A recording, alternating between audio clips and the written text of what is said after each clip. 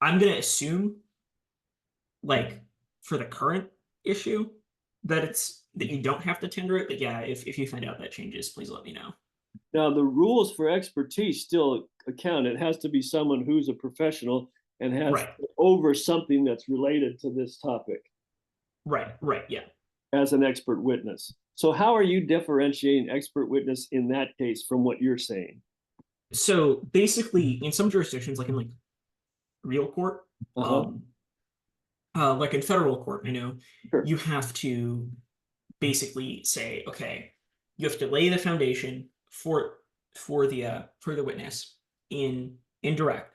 Then you have to say, before you ask them to give opinion testimony, you have to say, we tender the witness, and then if the defense, if the other side objects, they can do voir dire questioning. Yeah, But okay. since A, we can't do voir dire questioning, and B, there's nothing in the rules about having to formally say we tender the witness as an expert, Okay. I'm assuming we're operating by different rules of evidence, which would be like the simplified version where you don't have to formally tender the witness, right? Yeah. Um, Okay. I'm gonna find out for sure, okay? Um, Okay. I think Katie's here now. She is here. Hello. How you doing, Katie? So let me just, you're all here. Can I get all of you on screen until we get started here, just so I can go over a few details? The first thing is, because we're playing different roles, we're going to have to take turns being direct witness and when we're crossing and directing. So I'll give you an example. After Katie crosses, Katie, you cross clear, right? Or no, you direct clear. Who do you direct? No, Olivia does. You direct Yeah. lung. You direct lung, right? Yeah, I'm That's Jackie Nathan. Lung. So you're going to direct lung, and then lung, or then Nathan will cross you, and you'll step in and be lung since you know lung well. Okay. So after you do your direct, you will step in and get crossed. And we have to do that because we have limited numbers of people. That will not be the case this coming Wednesday and Thursday. You got that? You understand that? Great. Okay. Second, be sure to be checking Google Stream. I text things too, but I want you to read. A couple of you have asked me questions that are answered on Google Stream. So I need you to be careful to read through that as I send messages, okay? And we got to be real efficient with our time from now on. Okay.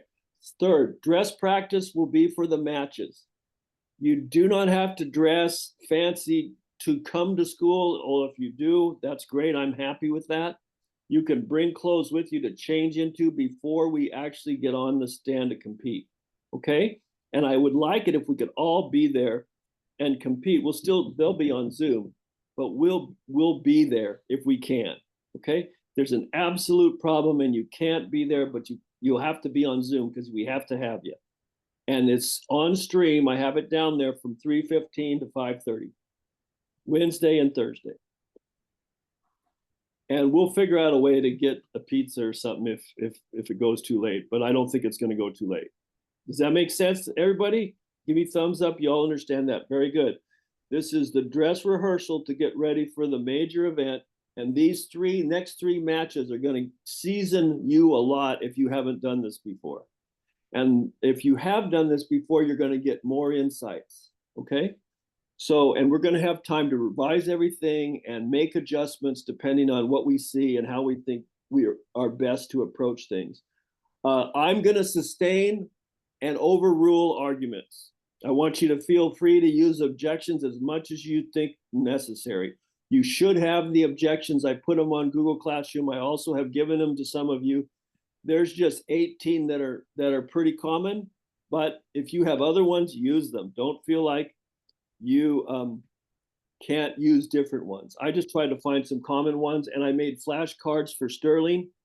So Mrs. Taggart is going to judge this. I'm going to, as soon as we're done recording it, I'm going to put it on YouTube, post it on Google Classroom for y'all, and then send it to Mrs. Taggart and Mr. Zeiger. Mr. Zeiger couldn't be here, but he wants to see it. So we can start analyzing the case in a little more detail. So that's how, and Mrs. Taggart has been doing this for a while, so she's going to be a good judge for you. And I think she's going to be real pleased with how you guys do as well. Okay. So that is the details for business. You guys might, I want you to take a minute or two to talk to each other, your teammates, and see, is there any pre-trial business that you would like to just confirm or clarify with the judge before you start? You remember last year when they would ask each team would ask a couple questions before the trial. Is there any based on your case that you think would be worthy of asking? So the defendants and the prosecution team can, or the plaintiff team can give you just 2 minutes to chat with each other and see if there's something you want to say. And then we are going to start, okay? So 2 minutes, we'll start, and we will start with the plaintiff opening.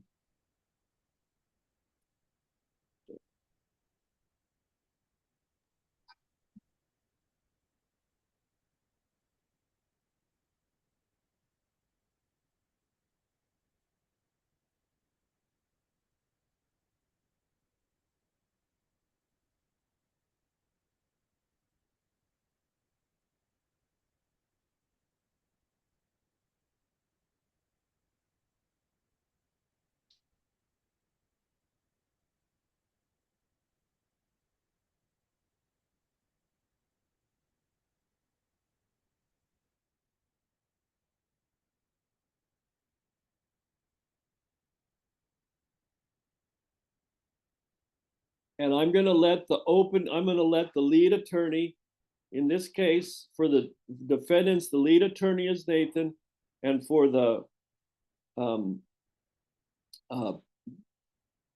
defendant, the plaintiff case, the lead attorney is Olivia, okay?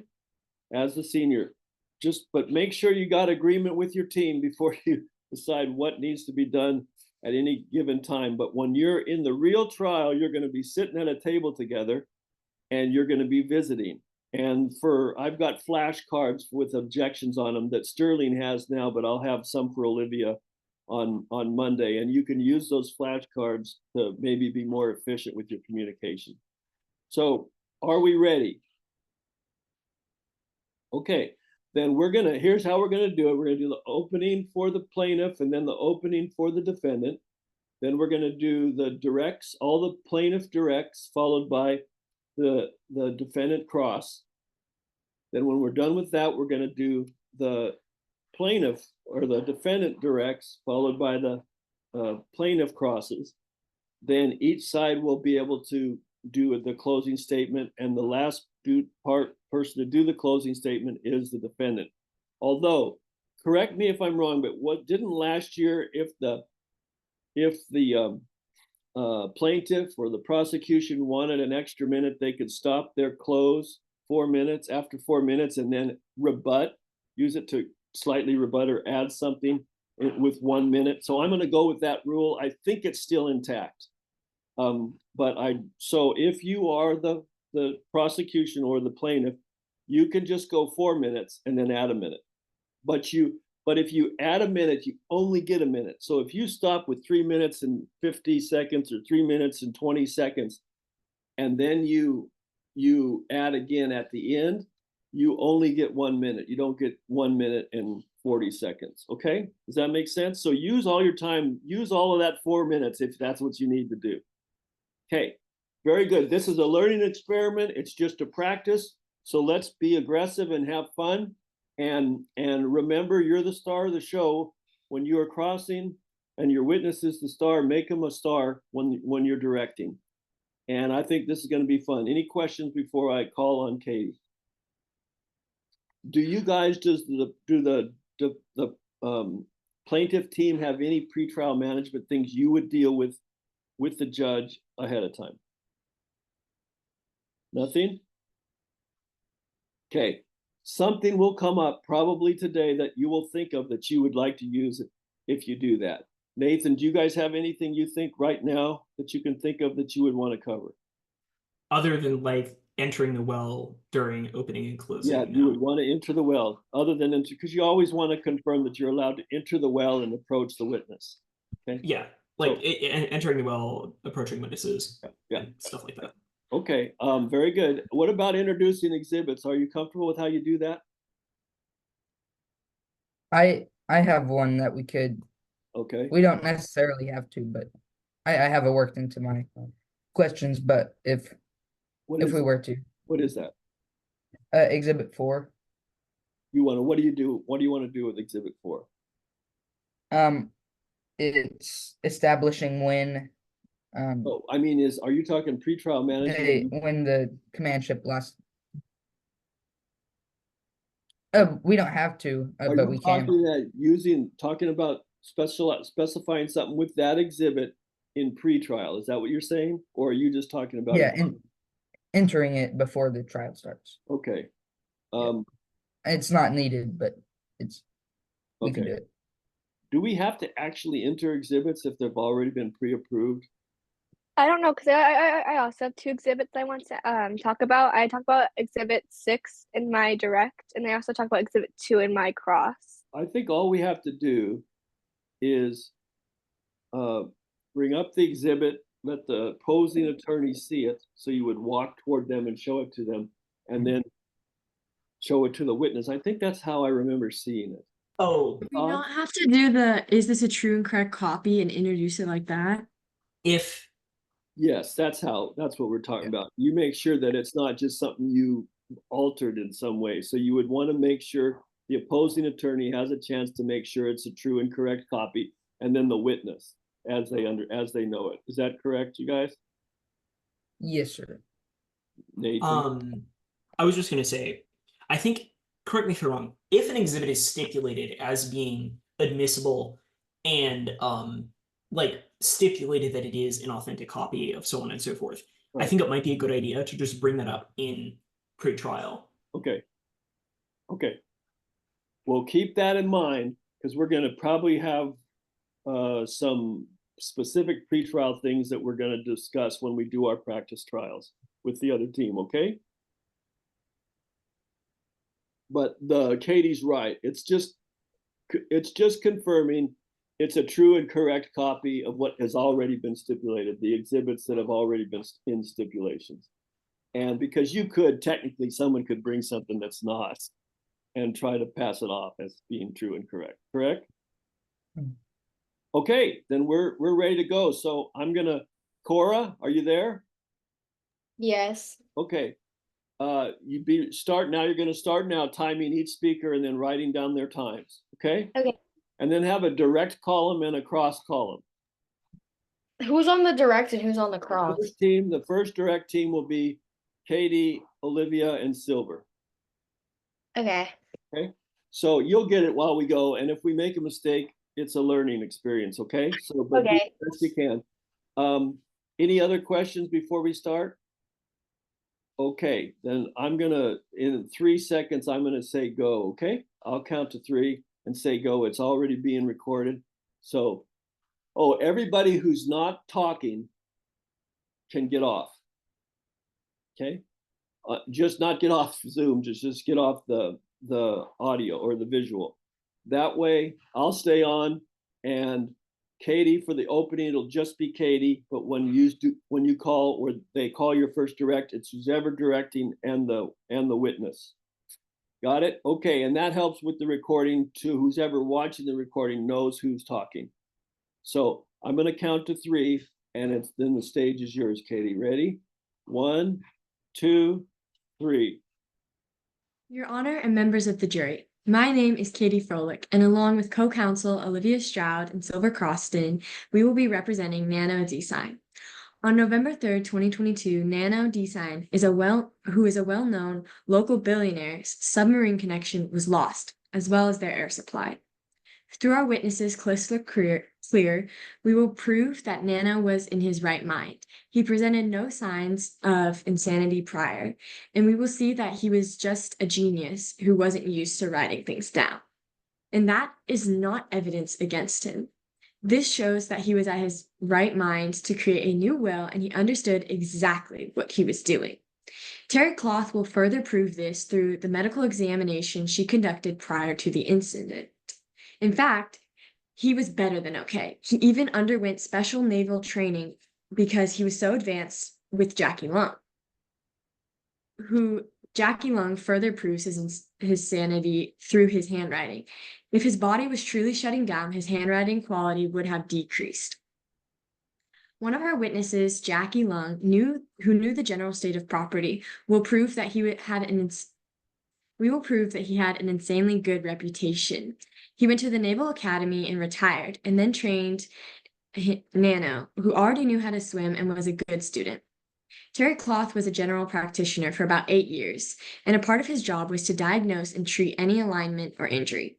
He graduated with a biology degree in the top quarter of his class from medical school.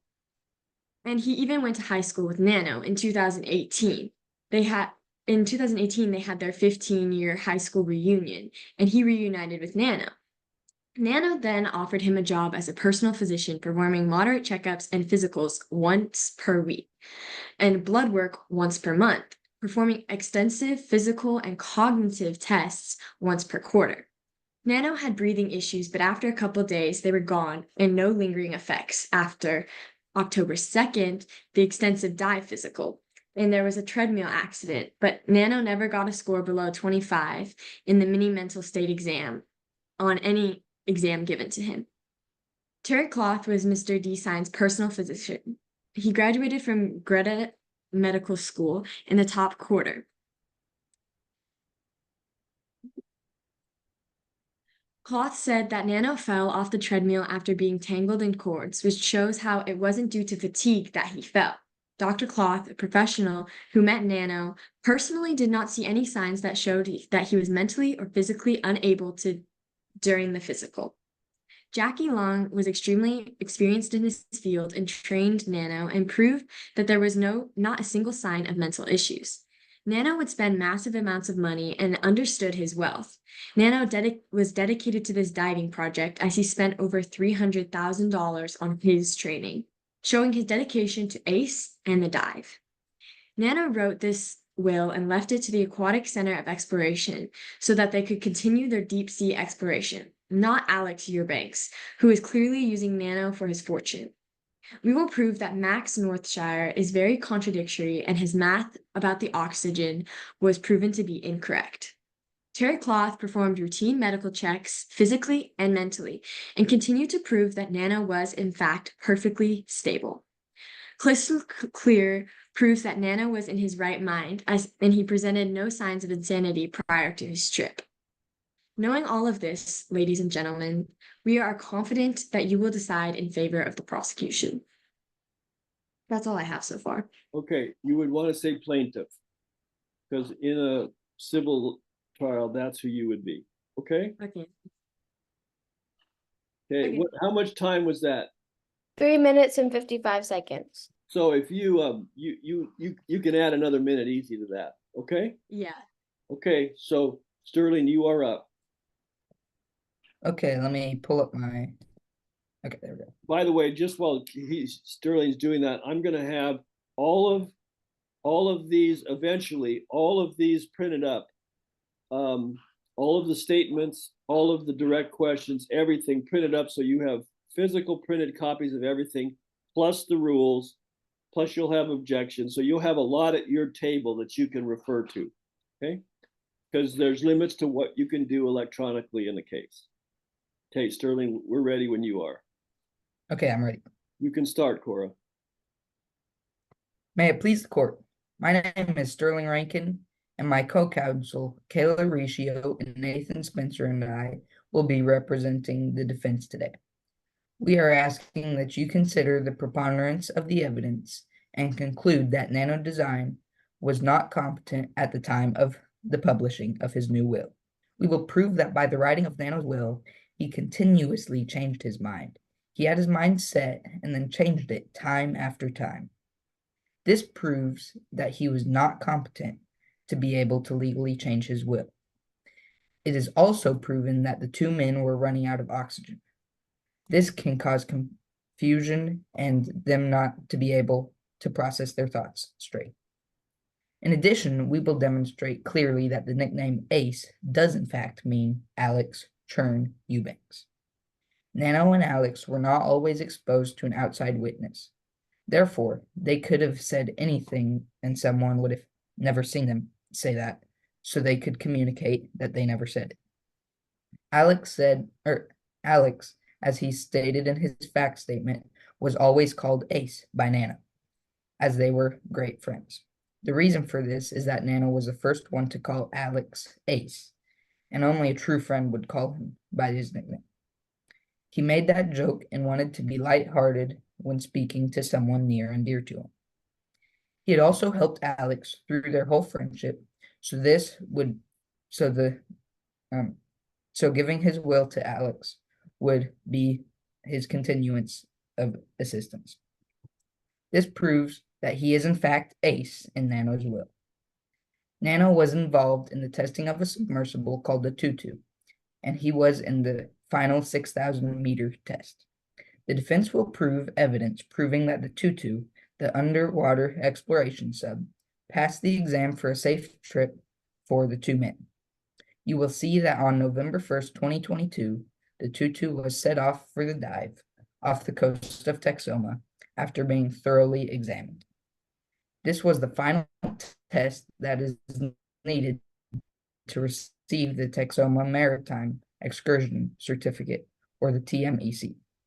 The depth of the final dive was 6,000 meters, or about 20,000 feet, at the Texoma Trench. The dive was meant to be around 16 hours long, and the vessel was supplied to have 48 hours of oxygen for 3 men. The Aquatic Center for Exploration was the company pursuing the dive. They designed the trip to have 6 hours to get to the bottom, 4 hours near the ocean floor, and then 6 hours to return. 3 hours into the mission, about 3 hours into the mission, the command ship Bravo lost communication with the Tutu. During the trip, Nano went through the process of writing his new will. Now, before the dive, Nano had a meeting with his attorney, Wilton Handlet. There, they created his real will and decided that he would give his possessions and wealth to Alex, or Ace, Alex Turn Eubanks. Before the dive, Nano had already made up his mind, so he was restating who he was giving his wealth to. We will prove that by the writing of Nano's will, he continuously changed his mind. He had his mind set and then changed it time after time. This proves that he was not competent to be able to legally change his will. It's also proven that the two men were running out of oxygen. This can cause confusion and them not to be able to think well. Nano went to Terry Cloth and asked him to be his personal physician because he didn't trust anyone else. Terry took the opportunity and was paid well from Nano. Terry brought up the topic of Alex trying to steal Nano's fortune. Nano passed all his physical tests normal. The only thing that was low was his lung capacity. Nano had already given $100 million to the Aquatic Center for Exploration. They only needed $50 million for their dive, but he decided to double what he was giving. This was more than a generous donation. Nano didn't even enjoy the water. Dr. Terry was surprised when he mentioned that he wanted to go on a dive, and he donated to a water exploration company, $100 million. He had given more than enough to them, and why would he have continuously supported a water exploration company anyway? When it came to Nano's will, he was very precise about who it was to. He wanted to give money to Alex Turn Eubanks, Ace, and not the Aquatic Center for Exploration. He also desired to establish that he wanted to give to charities that he supported, which were near and dear to his heart, similarly with Alex. The charities he wanted to donate to were already in great shape and didn't need any donations, so he could have found other ones that truly needed it. Nano's determination to give to those organizations proves that he was not competent in the sub to write his final will because he would have donated to a charity that really needed the money if he was able to think straight. The charities he wanted to give to were in great shape and needed nothing at the time. Nano was losing oxygen, like Alex said, And like Alex said, he was having hard time processing thoughts. So Nano was not able to think about who really needed the donations of this amount. Again, this proves that Nano was not in shape to have made his will. Now let's review what we've been through. Firstly, when Nano wrote Ace, he meant Alex Trern Eubanks. The reason for this was that they had always been best friends, and Nano was the first one to actually come up with that name for him. Alex was also the one who Nano assisted with bills, housing, and more, so he would like to continue to help support Alex or Ace. He obviously used this term of endearment towards Ace in the sad state of affairs that he wouldn't make it back alive, which was unfortunately the result of this mission. Nextly, Nano was not competent at the time of his will.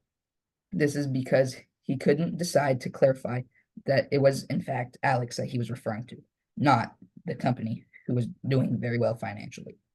He also couldn't think to himself that the charities he donated to had enough money, and there are others that are financially suffering. Thank you, Your Honor. Okay, what's the time look like, Cora? 7 minutes and 8 seconds. Okay, you gotta cut that down. Okay, Yeah, you a lot.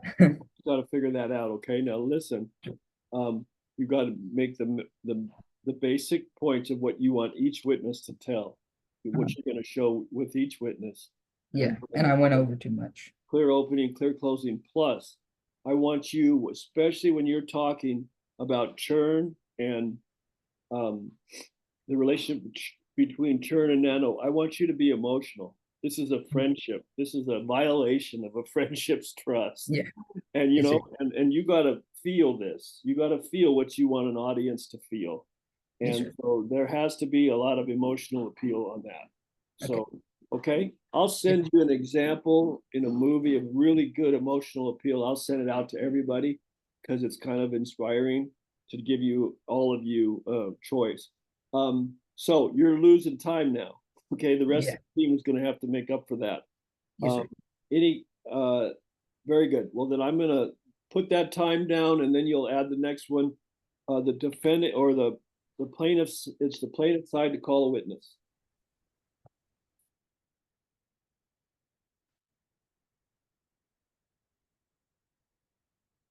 Hello? It should be Silver. Yeah, but you gotta help Silver, okay? So the lead Oh, attorney, you want me to say it? yeah, or yeah, you could do it, but yeah. Silver, you'll do that, but you'll be at the table, so you guys can be talking to each other. Yeah. So go ahead, Silver, now that we know, okay? Okay. Do I just say jury? I want to call the witness, Say Dr. Clark, to stand? Plaintiff, you would say the plaintiff would like to call so-and-so as a witness. All right. The plaintiff would like to call Dr. Terry Cloth to stand. And then Kayla. Kayla? I'm getting the thing, sorry. No worries. My name is Dr. Terry Claw. Put on the screen, put the screen on. Okay, I'll start. Doctor, would you please introduce yourself to the jury? My name is Dr. Terry Claw. Dr. Cloth, what was your relationship? What was your relation to Mr. Design? I was his personal physician. I performed a moderate checkup and physical once per week, blood work once per month, and an extensive physical and cognition test once per quarter. And how did you acquire this particular job? We reunited at a high school reunion in 2018. I told him about how I was unhappy with the job I currently had at the clinic, so he offered me this job. And how much were you paid as his personal physician? I was paid $250,000 a year. Mr. Destein reimbursed any expenses I had while I was his physician. Would you please elaborate on your time and your experience in the field of medicine and human health? My medical journey started when I graduated from Granada Medical School in the top quarter of my class. After graduation, I interned at Muscle Shoals Municipal Hospital in Alabama. After that, I went to Dead Man Medical Center in Dallas to finish my residency. I then became an associate physician for a medical practice known as Walk-In Medics. where I practiced general medicine, which means I treated anything that came in. Great. And how long have you been seen to Mr. Design's health? For about 5-ish years now. And do you have like based on your expert opinion, do you have an opinion on whether Nano Design was competent to make the will on November 3rd, 2022? I do. I believe he was fully competent because I have no reason to believe he had any mental disabilities or health issues at the time. Great. And kind of going off of that, have you ever noticed any symptoms or indications during any of your appointments that would point to Nano having dementia or any other health issues? No. Perfect. And what was the state of Mr. Design's overall health? Excellent. Perfect. And did he have any long-term breathing issues? No. One time after a mountain climb, Mr. Design experienced some short-term breathing challenges, but that resolved itself quickly without any long-term effect. Perfect. And can you please talk about the occurrence that happened on October 2nd, 2022? On September 31st, 2022, I got a call from Nano Design himself, which is unusual because Alex Eubanks usually contacts me. Mr. Design asked me to give him an extensive dive physical for a deep-sea scuba dive he was doing. So on the 2nd of October, I gave Nano the physical he requested, though the physical was interrupted. And why was the physical interrupted? The physical was interrupted because of an incident that happened during the stress ECG, which is a stress test on a treadmill. What happened was that Nano somehow got tangled up in the cords of the treadmill. He was already 10 minutes in when the incident happened, and he was doing perfectly normal until then, so I didn't have him finish the test. The time on the test would technically put him in the poor category, but I saw no reason to because I was and still am under the impression he was stopped because he fell, not because it was due to fatigue or any of the sort. Okay, perfect. And then this would be where I bring in Exhibit 6. I don't have to. It's just that if we wanted to, I could.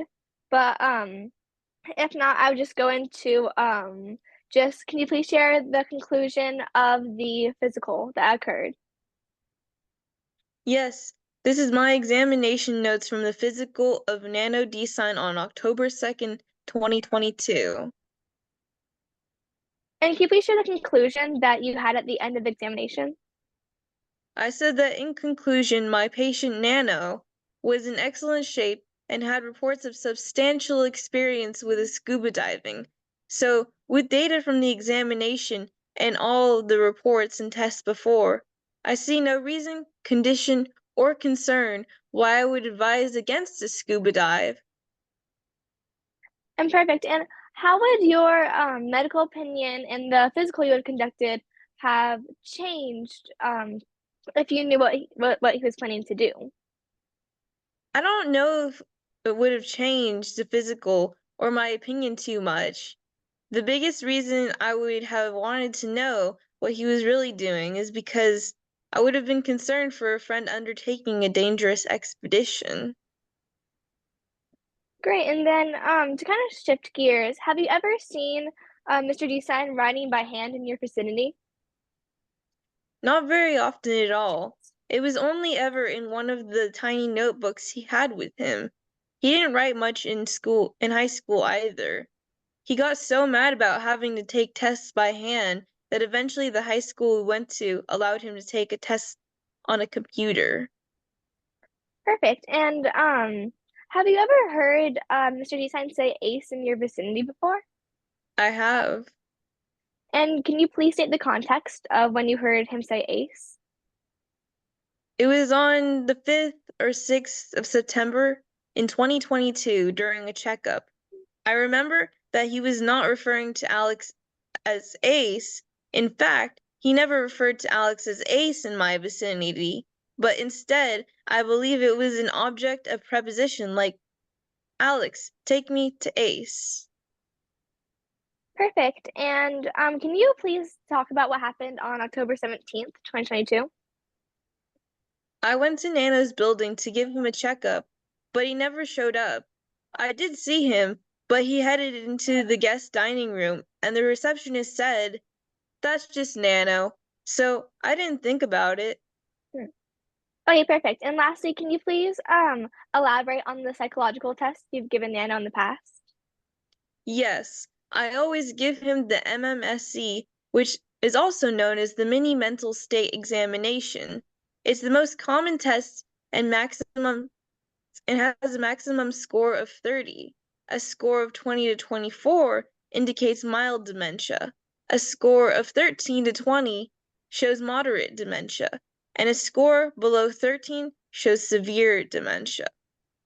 It is to look for a few signs of dementia, though if someone presents a few signs of dementia, that does not automatically mean they have dementia.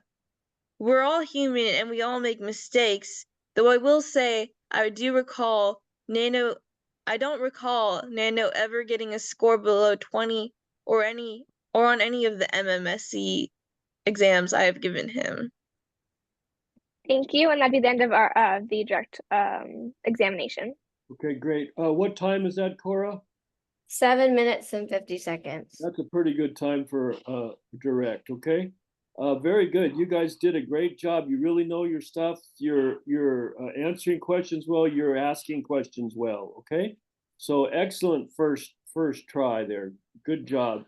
Now we're going to switch roles. Now, Kayla, you're going to cross-examine Silver, and Silver, you're going to play cloth at this time. Quick question. Are you? Hello, go ahead, Nathan. Sorry, not trying to interrupt, but just want to make sure. So who's going to be objecting? Because like if someone's testifying as the lawyer, because ordinarily the person testifying in each case would also be the one objecting. So how are objections going to work here? So should we just have one Yes. person object? Yeah, just have the team leader object, okay? Okay. And then in the real trials, when there's two separate teams, it'll be different, okay? Got it. Makes sense. Okay, good job. Thanks, Nathan. Okay, so now Kayla, you get to cross, and you're just switching roles with her, okay? So are you ready, Cora? Yes. Now you're going to record the cross time for Kayla, which Okay. will be on the defendant's side, okay? And I can't hear you, Kayla. Oh, before I start, do I need to call the Terry Cloth? No, the witness is already up there. Good question. Okay. You would get up Okay. and cross when it's okay. And then also, if I turn my mic off, it's because I have contractors here and they're making noise.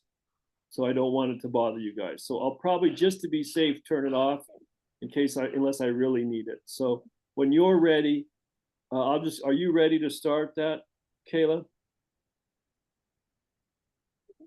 Kayla, What? are you ready to start? Yes, sir. Okay, so then you would, we've already introduced ourselves, so you don't have to reintroduce yourself, right?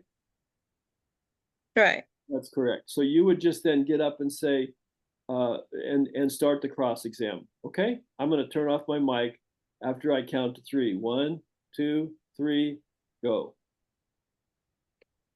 So from your witness statement, it appears that you and Nano were close. Is that correct?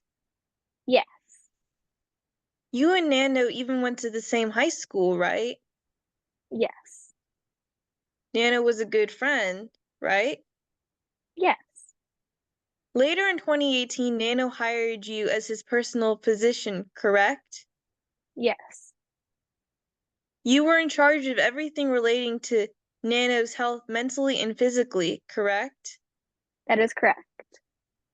Nano treated you well as a boss, right? Correct. He was generous, correct? Correct. Nano could have chosen any other person in the world to be his personal physician, but he chose you, an old friend from high school, instead because he was loyal. correct? Correct.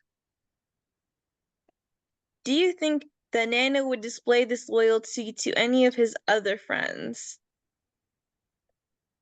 I believe that he would to Alex. Besides that, I don't know. Okay. Nana Kayla, was close. if she answers anything but yes or no, you call non-responsive. Oh, okay. Nana was close with Alex Chern Eubanks, right? Yes. From what you saw, Alex did everything for Nana aside from things pertaining to business, correct? Correct. Nana was grateful to have a good friend and employee such as Alex, right? Correct. Because Nana was loyal to you, it makes sense for him to be loyal to Alex too, right? Yes. Since Nana was loyal to his friends like you and Alex, it would make sense for Nana to keep Alex in his will, correct? Correct. In your 4 years with walk-in medics, you were charged 5 separate times for medical fraud, right? Correct. Okay. I pass the witness. Very good. Okay, good start. Olivia, if you have an objection, say it. Keep your mic on. Okay. Okay. So what objection did you say? Say it again. And what toward? Saying objection, speculation that she can't comment on someone else's relationship status. Okay, and what would you say now, Kayla? If they objected that you aren't able to, that's not evidence, how would you defend that?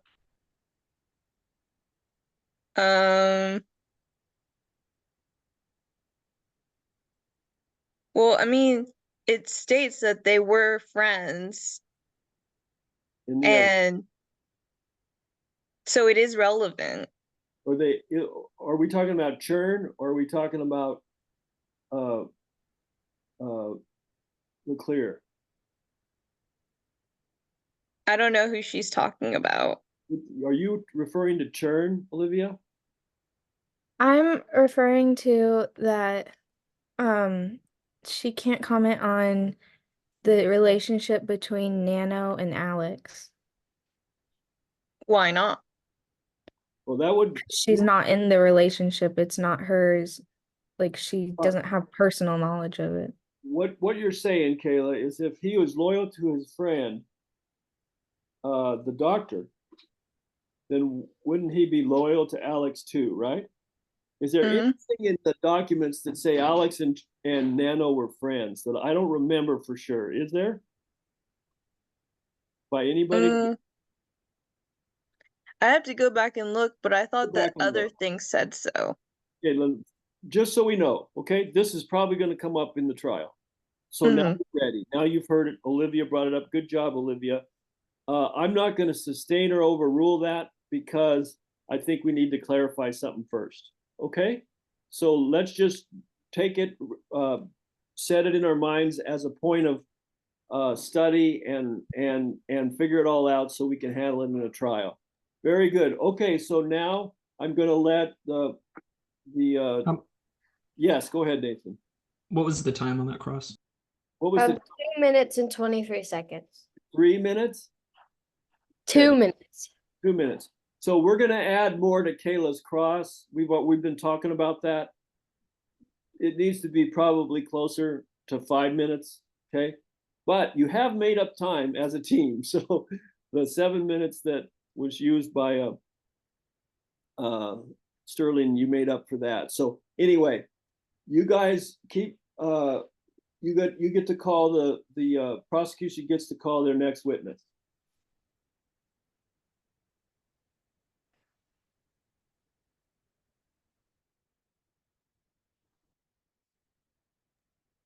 That would be me. Okay, you go. Okay. Sorry, I'm trying to find. Okay. Your Honor, plaintiff calls Jackie Lung to the stand.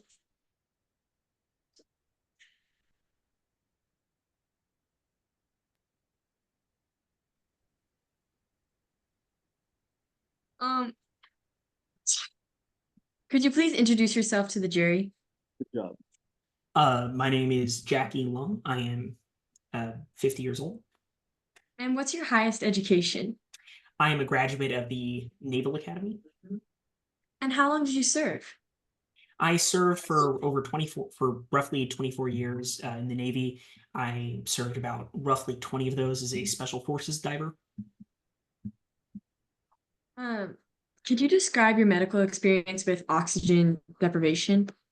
Sure. So, and ever since I retired, just to clarify, ever since I retired 4 years ago, I've been working as a diving instructor. And so, in my experience as both like a military diver and a diving instructor, I have a lot of experience with all, diving related medical issues, which would definitely include oxygen deprivation, because that's very important to not have while diving. And while serving, did you receive any badges or honors? Yes, I received the Medal of Honor for destroying an enemy warship under heavy fire and, risking myself in the process. Thank you for your service. Do you work currently? Yes, I believe I said this. I am currently a diving instructor at the Dive and Survive diving instruction company here in Texoma. And what is your primary involvement in this case? Sure, I was Nano's diving instructor leading up to the expedition.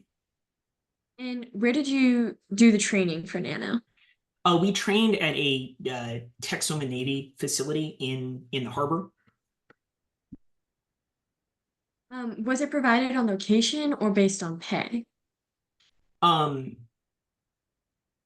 As I recall, Nano actually paid for the he paid for the facility. He had, I think it was his valet had a check for about $52,000 to the Navy, so that they could, so that we could essentially rent the space to use.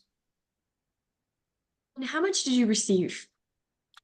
As I recall, I was paid about $300,000 for roughly 3 weeks of training. And when did you begin training him? I met him on October 1st, and I began training him on October 4th of 2022. And was he on track with his course? He was much more than on track. He was one of the best students I've ever trained. He could probably have been a SEAL if he wanted to. He was very, very advanced, much more so than many of your average hobbyist or something like that. We even got into some more advanced techniques. I put him through what's called a diving stress test, which is a very, sort of advanced situation where you cut off someone's oxygen supply underwater and they have to learn how to not panic while trying to surface it. The first time he tried that, he aced it. We even got into some stuff like intermittent hypoxic training and stuff like that to sort of enable him to cope with the sort of high stress situations that you would face in sort of a military situation and many other diving situations. And based on your experience, could you further explain the training process?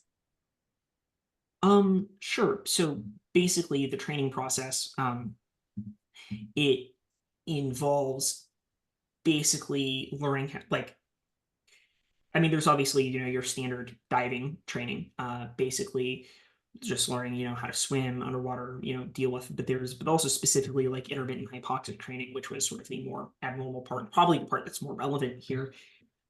Basically, it teaches you a set of breathing techniques that can help you control your consumption of oxygen, and it can also help you, keep your cool in a stressful situation because, when you're running out of oxygen, your body is sort of screaming for oxygen, and so you have to learn how to control your breathing so that you slow down your consumption and so that you respond in a more constructive way to that kind of environment.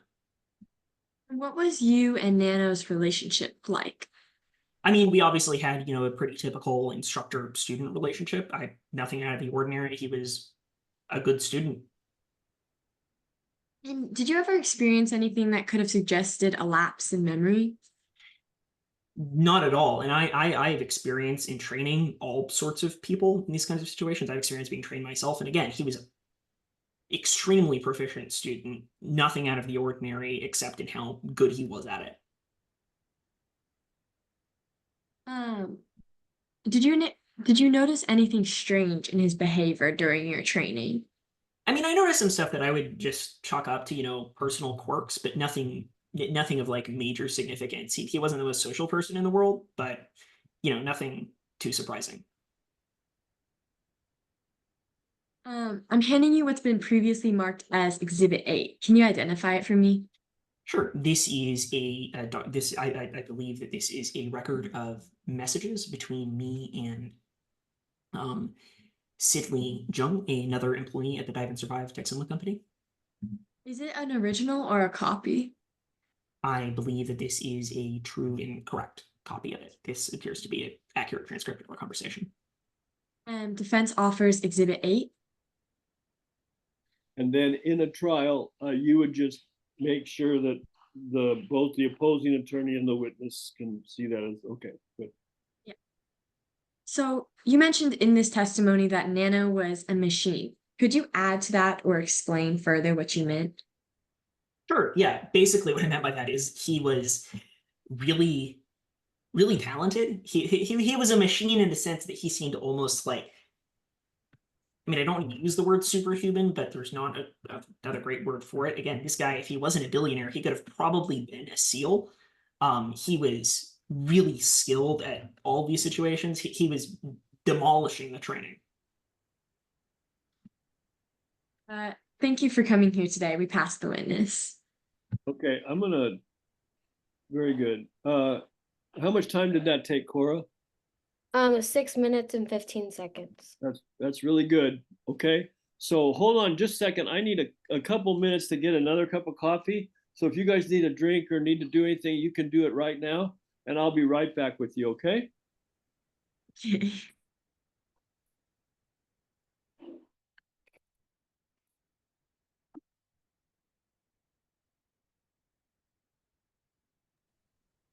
Are you alive, Katie? Yes. Can you see me? No, say hi.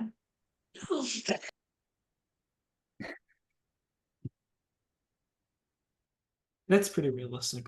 I feel like a court would definitely call a recess for that. I couldn't agree more, Nathan. What? What?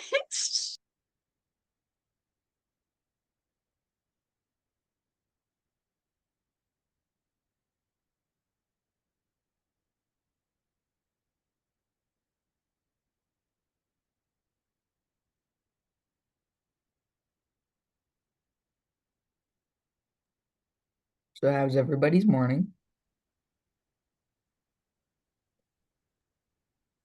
Good. How about Yeah. yours? Pretty good, thanks. Yes.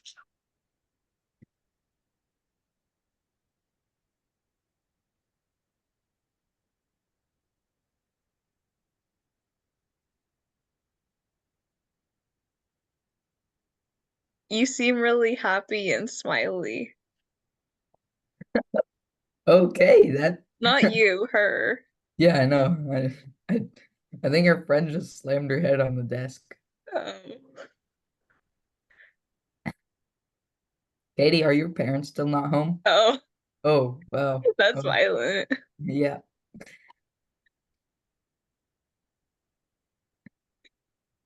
Are But your she's parents still home? smiling. Yeah, I think My she bad.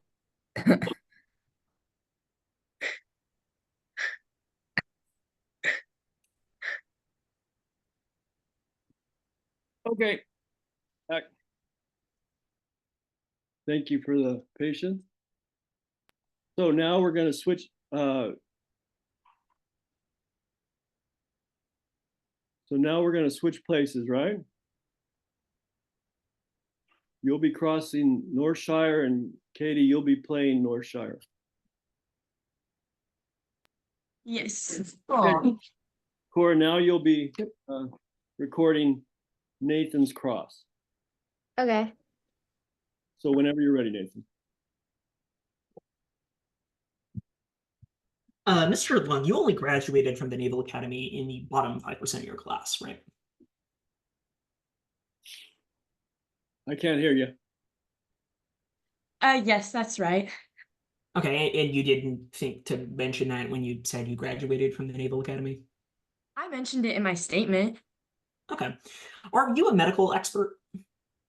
In what way? Objection, non-responsive. I would say no, but in a certain way, I have a lot of experience. Okay, but you haven't had formal medical training, right? Uh, Not really, but I have Okay. had a lot of experience with medical issues. Call her out. Okay. I'll just move on. You haven't received any training in spotting lapses in memory, right? Like any formal training in that. No. You didn't train Jesse Watkins, right? No, I didn't. Okay. So you don't know whether or not Mr. Watkins was actually trained in intermittent hypoxia training, right? Well, I had heard through the grapevine that he was. Okay, so just to clarify, you just know that from what you've heard, right? Not from firsthand experience. Yeah, that's what I just said. Okay. So Nano was going on a submersible expedition, right? Yeah, he was. Nano wasn't going scuba diving, right? But a part of the training is part of the submersible expedition. Sure, but on September 29th, when Mr. Design called you, he had told you that he was going on a scuba diving expedition, right? Yeah, he had mentioned something of the sort. Interesting. Can you currently recall the impressions that Mr. Design made on you during your initial training? Sure. I had thought he was a little weird, had some quirks, but overall, he passed everything with flying colors. Interesting. Let's refer for a minute to. I'd like you to refer to a minute for. I'd like you to refer for a minute to what's been marked for identification purposes as Exhibit 8. And as you stated before, these are statements between you and Mrs. Jung. Do these messages concern your training of Mr. Design? Yeah, I had my impressions. Okay, and these messages were sent while you were in the process of training Mr. Design, right? Yeah, it had started when he first offered. Okay, so you noticed that Nano was quote unquote behaving like a zombie after your first meeting, right? Yeah, I mean, he could have just Okay. been tired. Objection, speculation. Yeah, sustained. Answer the question. I did say that he was acting like a zombie, but Okay. You also noticed that Mr. Design had very poor communication skills, right? yeah. On October 7th, you sent a message saying that Nano had forgotten your name that day, right? Yeah, he did. So in general, you believe that the oxygen on the tutu could have lasted longer than the 48 hours it was designed for, right? Yes. And that's just because of the hypoxic training that Mr. Design received, right? Yes. But you've never actually provided empirical verification of how much IHT techniques lower oxygen consumption, have you? I haven't, but breathing exercises are supposed to make you use less oxygen. So in a way, Okay, well, it could have lasted longer. objection, non-responsive. Sustained. Answer the question. I guess I've never done the math for it. Okay. So you didn't verify your opinion that their consumption could have been lowered, right? No, it's just common sense. You stated that you don't believe Dr. Cloth used the spirometry test correctly, right? I don't think he did. You're aware that Dr. Cloth is a formally trained medical doctor who's been practicing for 8 years, right? Yes, that's what I've been told. And you've never received any formal medical training, have you? Nope. And you think you know better than a medical doctor how to diagnose a patient? Yeah. No further questions. We pass the witness. Okay, great. What do we got on a time, Cora? 4 minutes and 30 seconds. That's good. Hey, couple things. Nathan, when you're sitting in a Zoom meeting and you cover your mouth when you're talking, it can be a distraction just because he's got a small. When you're standing up in the courtroom and you're moving around, it'll be a different story. Okay. So Okay. just a thought. And as the direct, it's okay as a direct witness if you want to slow things down to say, can you repeat the question, please? Okay. And Yeah. as the attorney, as the judge, I should have said sustained, please repeat your question. And then Nathan would have repeated the question, then you would be required to answer accordingly. Yeah, I was trying to answer the questions to take up like a lot of time. That's good. You did a good job at that. But another way to take up time is to ask them to repeat the question. So Okay. everybody, I'm saying that for everybody, okay? So very good. That was a great start. So now who would that was there? There's one more witness, right? Mhm. Okay, so I'm gonna let Olivia take charge on that, and then you guys will go to the next witness. So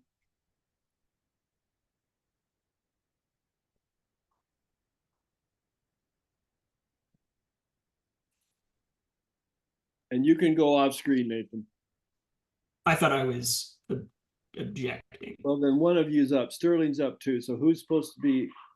Oh, you're switching. I'm sorry. Didn't are you now objecting to Katie? To Well, I'm confused. I thought that so since this is still the prosecution's direct or the plaintiff's direct, mhm.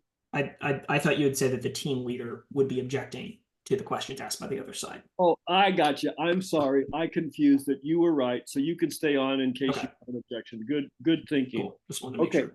Very good. Good job. So Corey, you will now do the next direct witness. Okay. Olivia's direct. Okay. So you call her then, Sterling. No, Olivia called. No, Yeah, that's right. Go. The plaintiff calls Chris Leclerc to the stand. Would you please state your name and age for the court?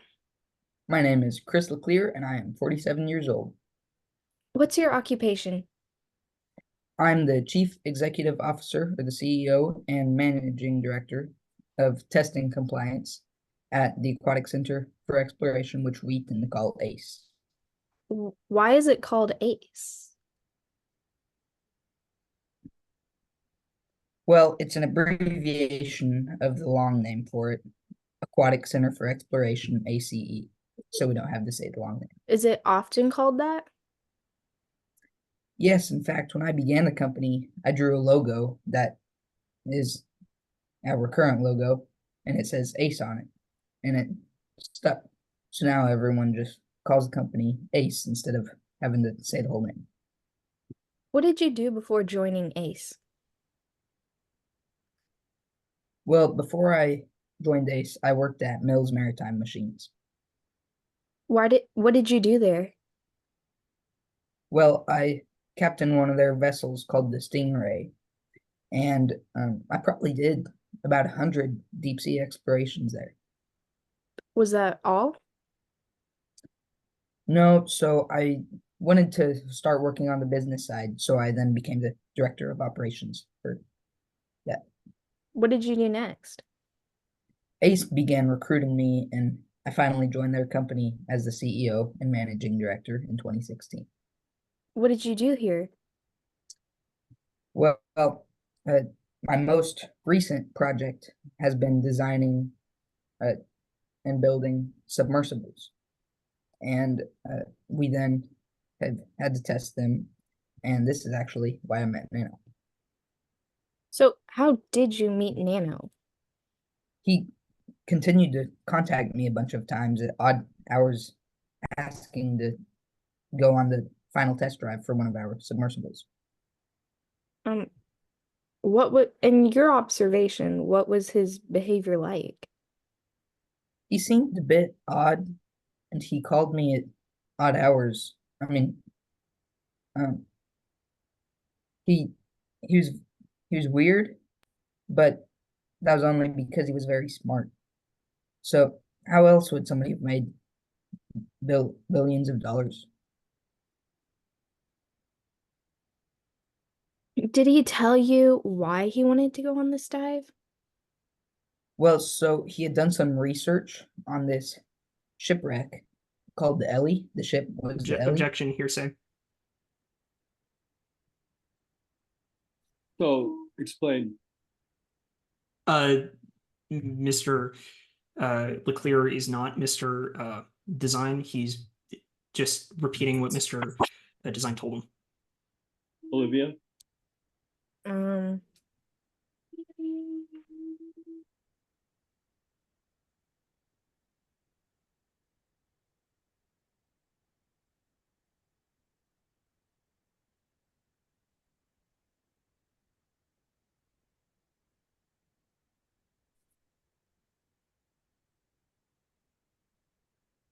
I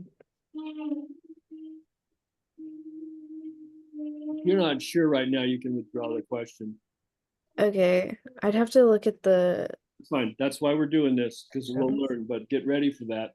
I'm gonna sustain, I would sustain that in this case. So go ahead and continue. Okay. So how did you react to his request to go on the dive? Well, I knew it probably wasn't a good decision, so I continued to say no. And how did you observe that Nano reacted? Well, it didn't seem like he would take no for an answer. He continued to contact me at odd hours, and he seemed like a very smart human because of his ability to then convince me that it was in fact safe for Speculation. him to go. Explain, Nathan. The counsel is, or the witness is essentially just speculating about Nano's intelligence without, providing a basis for that. Okay, Olivia? He's just stating what he thinks about Nano, not necessarily what is true. Okay, Nathan? The witness should have made that more clear in their statement rather than just stating that Nano was intelligent. Okay, I'm gonna overrule that. Go ahead, Olivia.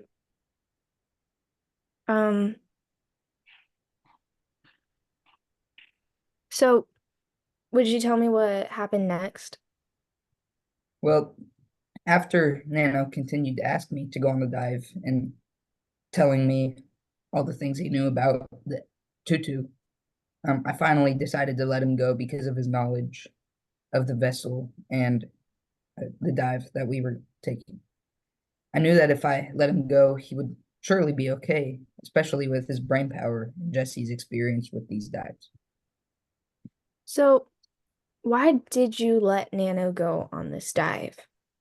Well, I had a couple lawyers draw up a liability release that Nano signed for us, so we wouldn't be liable. And then he had proper scuba training, and he trained a few times with the tutu, so he was very experienced with that vessel. So what happened in the days leading up to this dive? We had Nano visit to get acquainted with the submersible, and on the 30th, we visited Texoma Harbor.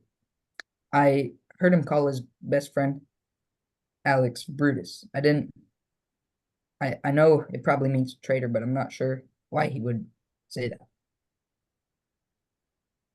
So did you ever hear him call, her anything else? Like, I don't know. No, I didn't hear him. I just heard him call Alex by their name. I've never heard him or them So- called anything else. Can you tell us about the prior dives?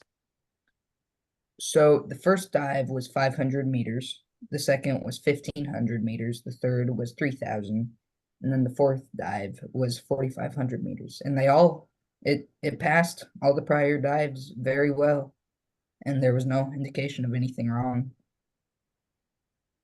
So what happened during this dive? Well, so they went down 6,000 meters. Well, that was the mission. And it was planned out to be 6 hours to go down, 4 hours near the bottom of the ocean, and then 6 hours to come back up. I was watching the submersible and took a break around the 1 meter mark to go relax. And that's when I got a call on my cell reporting that we lost communication with them. We assumed it was a glitch since it had passed the prior dives. And the sub was only 3 hours into the dive. So What did you think when the command ship lost communication with the submersible? I was concerned, but I knew how smart Nano was and how experienced Jesse was, so I assumed they'd be just fine. So, what happened next? We continued to try to get in contact with the Tutu. And the loss of communication doesn't mean that the technology inside the Tutu didn't work. So we hope that they would be able to control it and get into a safe spot. And we heard banging, some type of banging, on the morning of November 3rd, 2022, through the Texoma Navy sonar. So, what happened next? On November Well, this 7th, question they calls for found narrative. Nano. Go ahead, Nathan, what? The council's question calls for narrative. It's not asking a specific question of fact. It's just asking the witness to provide a narrative. Okay, I'll rephrase. okay, good. What did you do in response to this? Well, so we continued to try to get in contact with them, and on November 7th, they found Nano and Jesse no longer with us. I cried when I heard the news because I held out hope for their safe return, despite it being a whole week. They told me they found Nano clutching a small red notebook, which was the same as the one that I saw him carry. So, was there anything else? I noticed that they didn't release the ballasts. I'm not sure why, because if they were in distress, they should have been able to resurface. I'm just baffled why Jesse didn't release him with his experience. He likely would have known there was a problem with communication if he didn't receive a message for more than 30 minutes. So,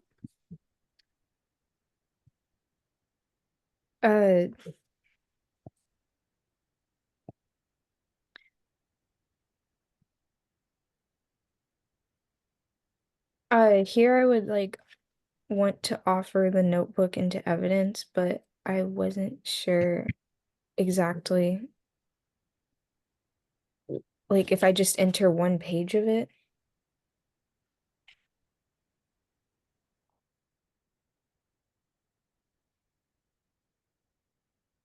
Mr. Min, you were muted. Geez, sorry. That's a good question, Olivia. Let me think through that. Go ahead and use it. Okay? Okay. So, can you tell us what the notebook says? Well, he wrote in there that he forgave us. I feel awful about what happened, and it's so kind that he's forgiving us for all he's been through. Objection, improper opinion. The witness is opining on the factual content of what the notebook actually contains. Okay, Olivia?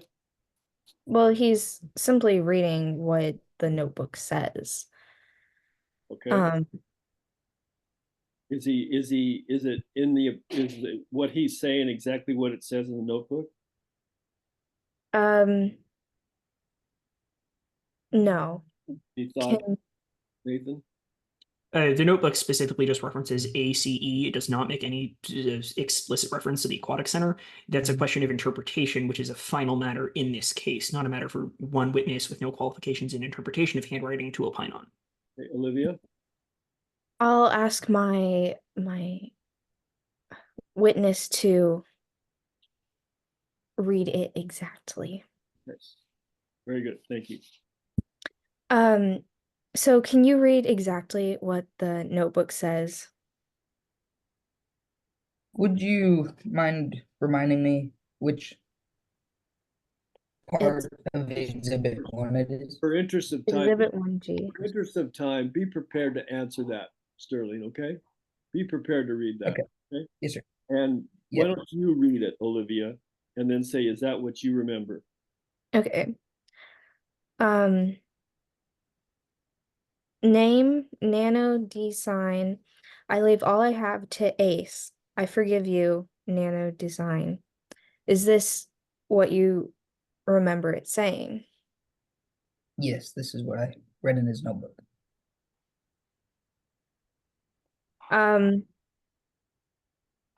So was it shocking what you read? I observed a special liking towards the sea from him, so his wish for us to be able to continue aquatic exploration wasn't shocking. However, I'm deeply humbled by this, and his forgiveness to us. Again, We will honor him. objection on relevance and speculation, Your Honor. Can you explain? First, the impression of Mr. Leclerc is irrelevant to the material facts at issue in this case, like the impression he received upon reading the notebook. And second, Mr. Leclerc is again lapsed into speculating about the final meaning of what's in the notebook rather than what the notebook actually says. Olivia? He's just offering his opinion of why he believes this was shocking. Okay, I'm going to sustain that. Well, I passed the witness. Okay, how much time do we have on that, Cora? 18 minutes. Total? Yeah. Or just that direct? Mm-hmm. Okay, so add it up to the other time so far for the direct. So Katie, Olivia, and Sterling. I mean Silver. Yeah. Okay. Wait, it was 18 minutes just for Olivia's? Is that what Yeah. you're saying? Yeah, and I even stopped like a little bit when y'all were just not talking. Okay, Okay. so we're probably well over 25 now. Is that correct?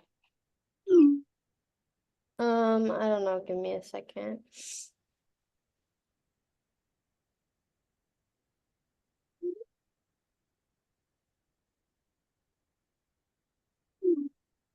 Do I add like when Silver spoke to Kayla and Kayla spoke to Silver and stuff? You just do Silver when Silver was directing Kayla, when Katie was directing Nathan? yeah, and then when Okay. Olivia was directing Sterling, plus the opening statement. But first tell me the direct time.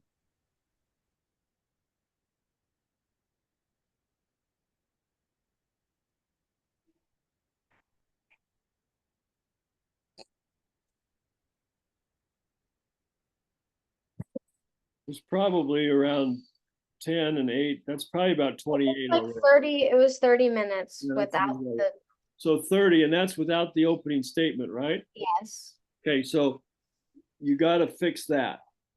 Okay, you got to get it to about 7 minutes, Olivia, okay? To fit in that time and still give you time for a close. I'm still going to let you close today, but they wouldn't allow it in a real trial, okay? Make sense? So how do you have to speed that up? Very good. Okay, so now we're going to switch places and have you be that witness and have Sterling cross. So you're going to record Sterling's cross now, Cora. Are you ready for that, Sterling? Yes, sir. Okay, go ahead. Then when you're ready, you get started, and Cora, you can time him from then. Okay. You're the managing director of the testing compliance at the Aquatic Center for Exploration, right?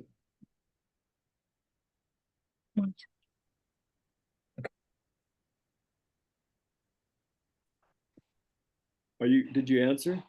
1 second. Okay. Yes. And you needed $50 million for the dive, correct? Yes. And Nano gave you 100 million? Yeah. So he doubled the amount you initially needed, right? Yes. He's so generous. So he had given y'all plenty of money, true? Yes, he did. And you're very educated in sea exploration, right? Yes. So you know what you're talking about when you allow someone to go on a test drive, isn't that right? Yes. So you knew that the two members of the tutu would be able to make it back when they lost communication, correct? Well, no, I didn't know that for sure. State offers Exhibit 4. Your Honor, may it reflect that I'm showing the opposing counsel the exhibit. And then I'll walk up to the witness. Mrs. Leclerc, or Miss Leclerc, do you recognize what has been labeled as Exhibit 4? And then you'll say. Yes. Okay. And then would you mind telling me what it is? It's the text transcript log from the Aquatic Center for Exploration to the submersible, the Tutu. Is it a true and correct copy of the log? Yes. Has it been changed or modified in any way? No. State or defense enters Exhibit 4. Thank you. The Tutu left at about 8:04 a.m., right?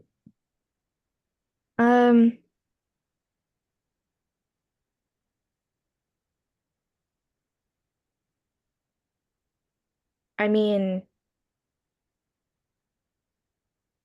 that's when they received the first message, but that's not necessarily when they left. But Okay. But did the Tutu lose communication with the command ship at around 11:14 a.m.?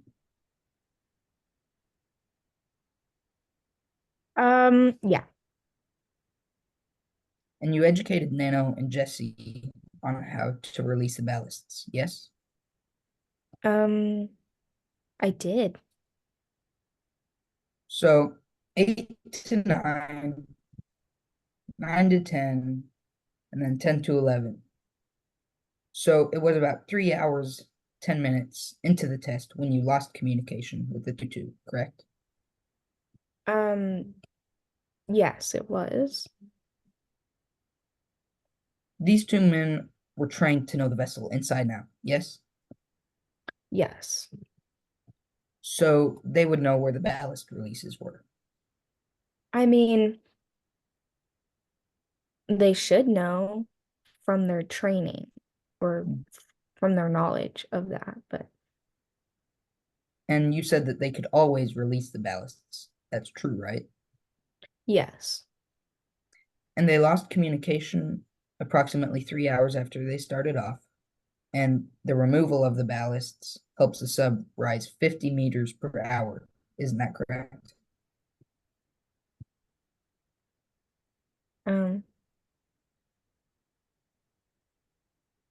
Um, I would object to compound question here. Okay, good. So I'll rephrase the question, Your Honor. great. Good job, Olivia. So you said in your statement, the ballasts help the sub rise 50 meters per hour. Isn't that correct? Yes. It was 9:02 when they reached 500 meters, right? Yes. And then 1,000 meters at 9:56, right? Yes. And then it was 1,500 meters or 1,500 meters at 10:27. Correct. Yes. So it was taking at least 40 minutes to go 500 meters. Isn't that true? Yes. I suppose so. So the submersible was probably around 2,000 meters deep at 11:14 because it was approximately 40 minutes later. Yes. Well, I mean, we really don't know what happened down there, so I can't say. Okay.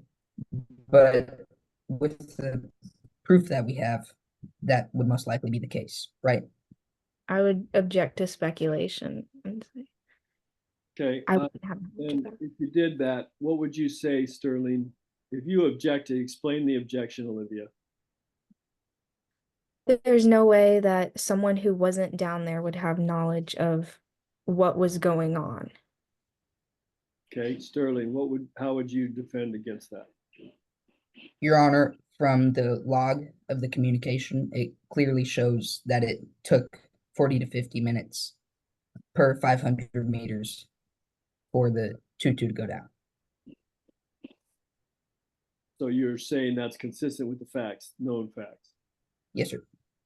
So I will overrule the objection. However, the objection did slow down. Remember, it still slowed him down, which is what you kind of want to do. So that wasn't a bad thing. It wasn't a bad thing to try. And I'm just me. Another judge might go ahead and take that, Olivia, okay? So continue. So, like I asked, the submersible was probably around 2,000 meters deep at 11:14 because it was about 40 minutes later. Yes? I mean, theoretically, it could have stopped going down, but if we're assuming that it continued to go down, then it So, could be that deep. so it could have not been quite that deep. Yeah. The release of the ballasts raises, well, sorry.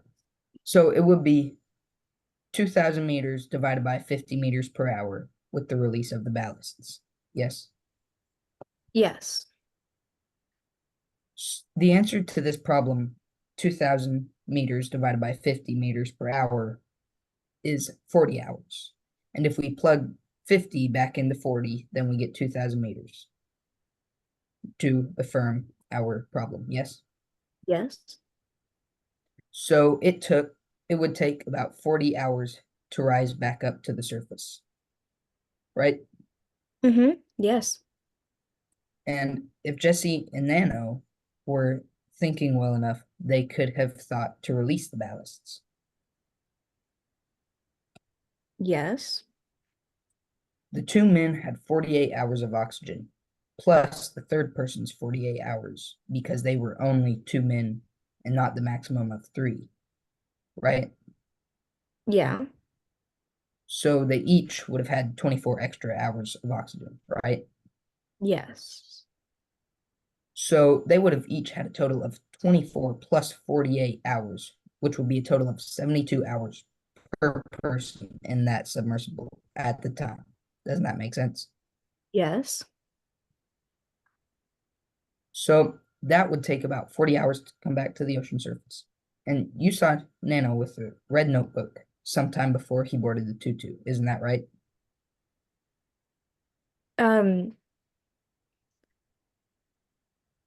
Objection, compound question. Sorry, I added two in there. Okay, go ahead. I'll rephrase. Yeah. You saw Nano with the red notebook sometimes before he boarded the tutu, isn't that right? I did, yes. And he wrote a will, but changed it multiple times in the sub, correct? I'm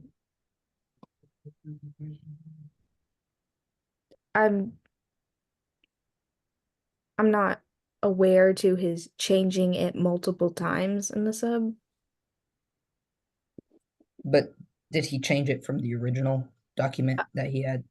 Yes, he did. Okay. And this would show his lack of deep thinking, yes? I don't think it does. But he couldn't make up his mind, right? I think he did by putting his will. That was him making up his mind of what to do with his money. You're supposed to be cross-examining. You've got to say yes or no, and you've got to call non-responsive. Okay? Or you're letting her control your time.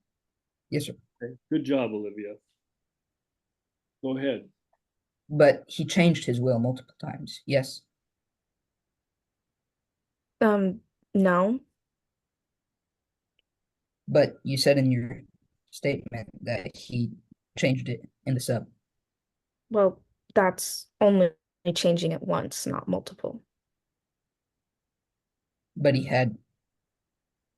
Okay, you gotta just be ready to deal with Yes, sir. that. Okay? Yeah. She's effectively slowed you down. Just for the Yeah. purposes of the case, Yes, what sir. is that? Does it say specifically? I can't remember exactly Yeah. how many times he changed it. Yeah. It does? Okay, I'll move on. Okay. Well, I just, for our, So- we need, you Yeah. need, everybody needs to know that fact, okay? So go ahead and move on. So the cause of their death was discovered to be the lack of oxygen, right? Yeah, but I'm not the Objection, Your Honor, medical non-responsive. Okay, sustained, continue. Answer the question.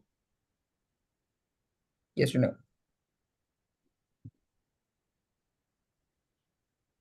I would object to speculation Okay, so why do you think it's speculation? because this witness doesn't have doesn't have personal knowledge of that and is not like a medical expert to answer that question.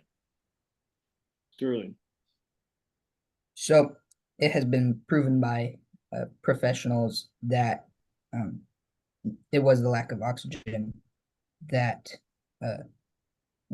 caused the death of them. That's not necessarily this witness's job to know that though. okay, I'm gonna sustain the objection, so, I'll move on, Your Honor. okay.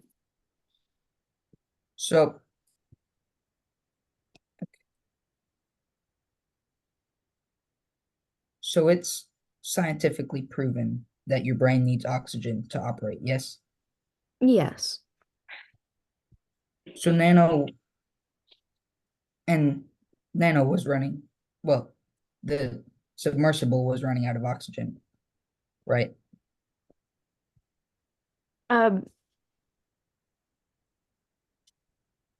Say it, objection, non-responsive. We gotta, Objection, gotta non-responsive. control this, Sterling. You're in Yes, sir. charge out there, okay? Okay, Can't let her run over you or it's gonna Yes, sir. take forever, okay? yes, sir. So, objection sustained. Olivia, answer the question.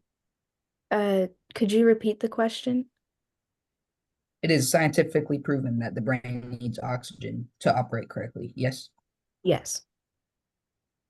So, and Nano was running out of oxygen in the sub, yes? Yeah. And this causes confusion when they're not able to think properly because they're running low on oxygen, yes? To certain people, maybe. But everybody needs oxygen to survive, yes? Yes, that is true. So Nano wasn't thinking deep or well enough to make his true will, correct? Objection, speculation. Okay, explain.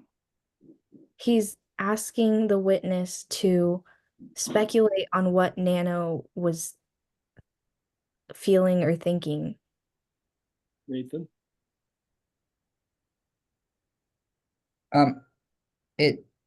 Nano needs oxygen to be able to think straight, and he was running low on oxygen. So it can't be wrong. Well, that's not something this witness would know. Everybody knows that the brain needs oxygen to work, though. Then what's the point of asking the question? Sorry. Then that's not necessarily true, and you would need to ask the person that the witness wouldn't know how to. You need to be there to know that. Yeah. Okay. I'm gonna go ahead and overrule that objection based on the fact that the evidence for most people would indicate that. So go ahead. Okay, so I'll restate the question. He wasn't thinking deep or well enough to make his true will, correct? I wouldn't know.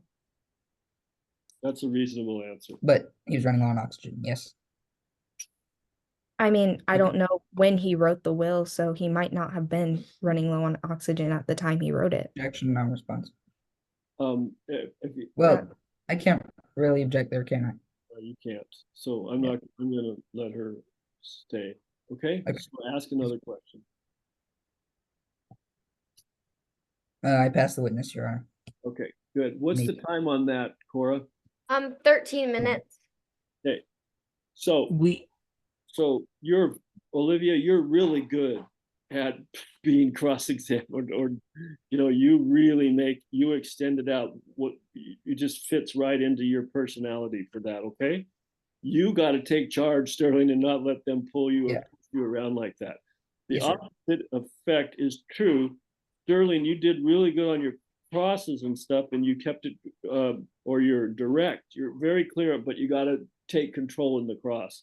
Olivia, you got to be more concise in your direct, okay? Okay. And you have got to bring that down to be able to be competitive, okay? So, but anyway, so you all know that's why we practice, okay? So now Yes, sir. we're going to closing statements. Cora, where are we on the cross-examine time, the total time of the 3 cross-examinations? 21 minutes without the intro and then 28 minutes with the intro. Okay, so that means you have no time to do your cross-examination in a real trial. Do you see why we are practicing? Okay, I'm still going to let both teams do a 5-minute cross. Okay, so in the cross-examination, the defendant gets to go last. So prosecution, you got a couple minutes to get ready for your closing statement. wait. I thought the defense hasn't called their direct witnesses yet. Oh, yes, you are. I'm sorry, Nathan. Well, let me just talk to you a second then. We are running out of time if we're going to keep this 2-hour practice limit. Are you guys able to go over? Show me a thumbs up if you're able to go over.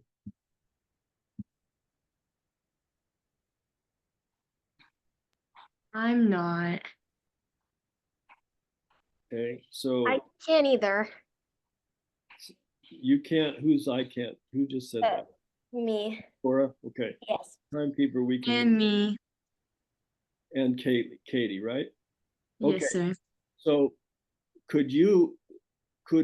is Katie, you're dark, who are you? What witness are you? Katie, I'm not looking at it, so help me. Huh? Katie, who are you? Who are you? Oh, Wilton handle it, but I have to leave my house at 12. So, Well, could we do that right now? sure, yeah. Who is directing Wilton? Kayla. Me. Kayla? Okay, so so we can get Katie out, let's go ahead and direct Katie now. Okay? And there's still, how much time is it? We got 15 minutes, so 15. that should give us time for both. Okay? So you're gonna first record Kayla's direct and then Katie's cross. Okay? So Okay. whenever you're ready, Kayla, you can go.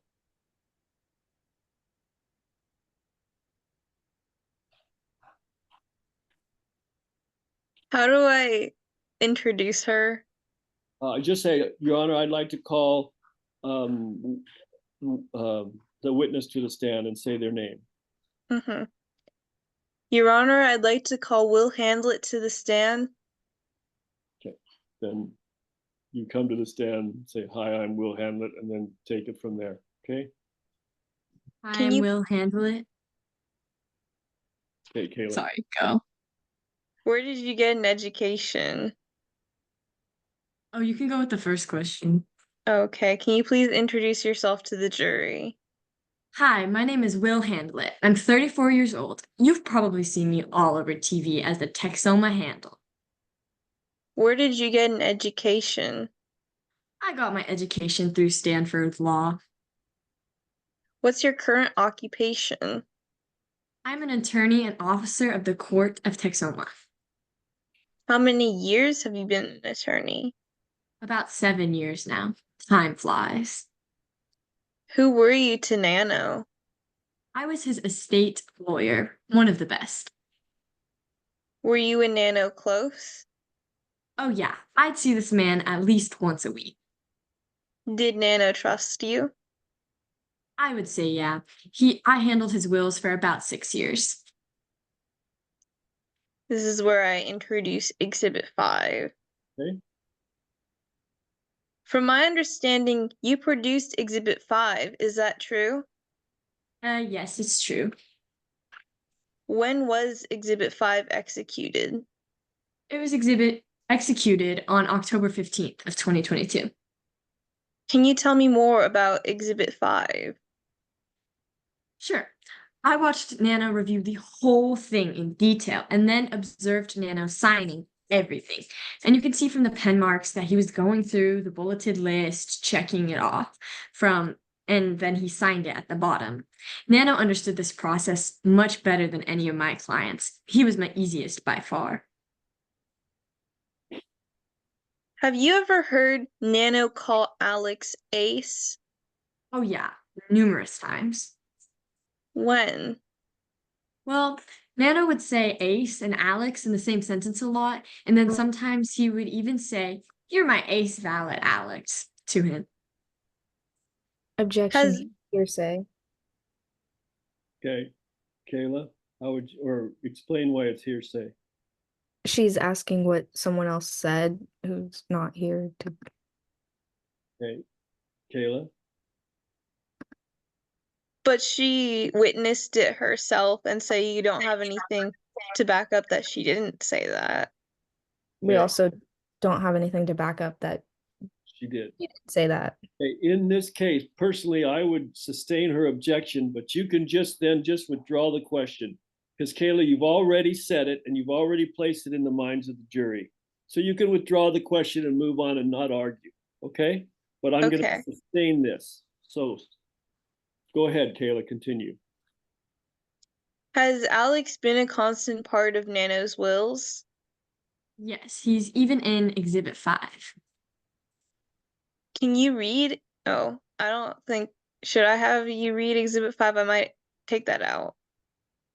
Yeah. Whichever part, if you just clarify what part you want me to. Read it to her and tell her, is that how you understand? I can say like on the beneficiary list on number 11, it says Alex Churn Eubates at 5.5%. I can say that. Okay, I'll put that in. If there was one person that Nano said that he would give his will to, who would it be? He said, I think it would, what? Oh, it would be Alex Churn Eubanks. Objection, speculation. Okay, Kayla. First of all, explain, Olivia. How would this witness know what someone would have done, what someone else would have done? Kayla. Because it says in the witness statement that Nano told Wilton that it would be Alex because he asked. Oh, well then I would object to object to hearsay. Explain that. He's saying something else that saying something else that someone else said. Is it in the statement? What? Is it in the statement? It is in the statement, but it's not word for word. Okay, I'm just going to overrule the objection at this time, just so we can move on. So go ahead, continue. Okay, so why? Well, because he mentioned the idea of leaving everything to one person several times. I always advised against it because it would be too crazy and too much responsibility for one person. But out of curiosity, I'd often ask who he would pick. One time in about early 2022, he answered and said that it would be Alex. Now, Nano liked to write his wills to different charities. What kinds of charities would he like to write them to? Nano would add a lot of charities to his will that he often felt bad or guilty about. And at one point, he was even going to leave $500 million to some foundation to save a snail darter fish. but California took care of that. Since the Aquatic Center of Exploration was already doing so well, would it be out of character for Nano to give his entire fortune to them?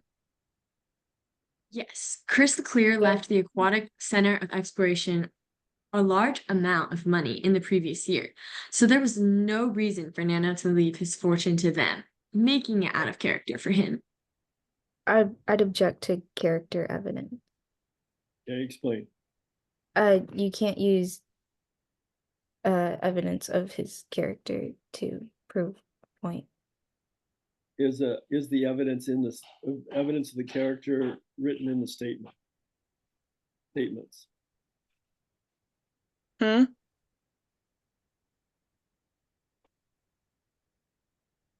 What did you say? Like the evidence written in the statement. Are you referencing evidence that are written in the statements? Yes. Okay, you have to be able to supply that, okay? Mm-hmm. That said, again, I'm going to go ahead and sustain Olivia's objection. So continue. Before Nano's death, what was his mental state like? Nano was definitely a goof. That calls for speculation, as this is not the witness's expertise. Oh, Yes, go ahead, Kayla. but he was around Nano quite often. Is it in the statement? It talks about how he didn't think he was crazy. And it is in the statement. Okay. I'm going to overrule the objection. Continue. Are you almost done, Kayla? Yes. Okay. Well, before Nano's death, his mental state, I would say that Nano was definitely a goofball, but he was always still in control. He knew his legal rights. And I could see how people think Nano as differently because he was different. Nano had a weird, peculiar personality that if you didn't know him, you would think he was a little out of it. But I've known him for almost 7 years now, and this is just Nano. Before he died, I saw him on December 15th when we reviewed in detail every single part of his will, including Exhibit 5. He was fully aware of what he was doing, and I had no reason to question his mentality or sanity. Thank you. No more questions. I pass the witness. Very good. So we've got how many more minutes here? We've got 5 minutes, 4 minutes. Can we do a cross real quick in 4 minutes? Yes. I'm ready. Okay, so now you're doing the cross, Cora, okay? So Okay. Are you ready, Kayla? Kayla, get back on, Kayla. You're gonna have to answer questions. Oh, And Nathan, you can object if you want. Go ahead. what cross am I doing? She's crossing. You're gonna act as my character I just did, so that way I can practice my cross. Acting like that character, okay? Okay, let me find that really quick. But you know him better than anybody else, okay?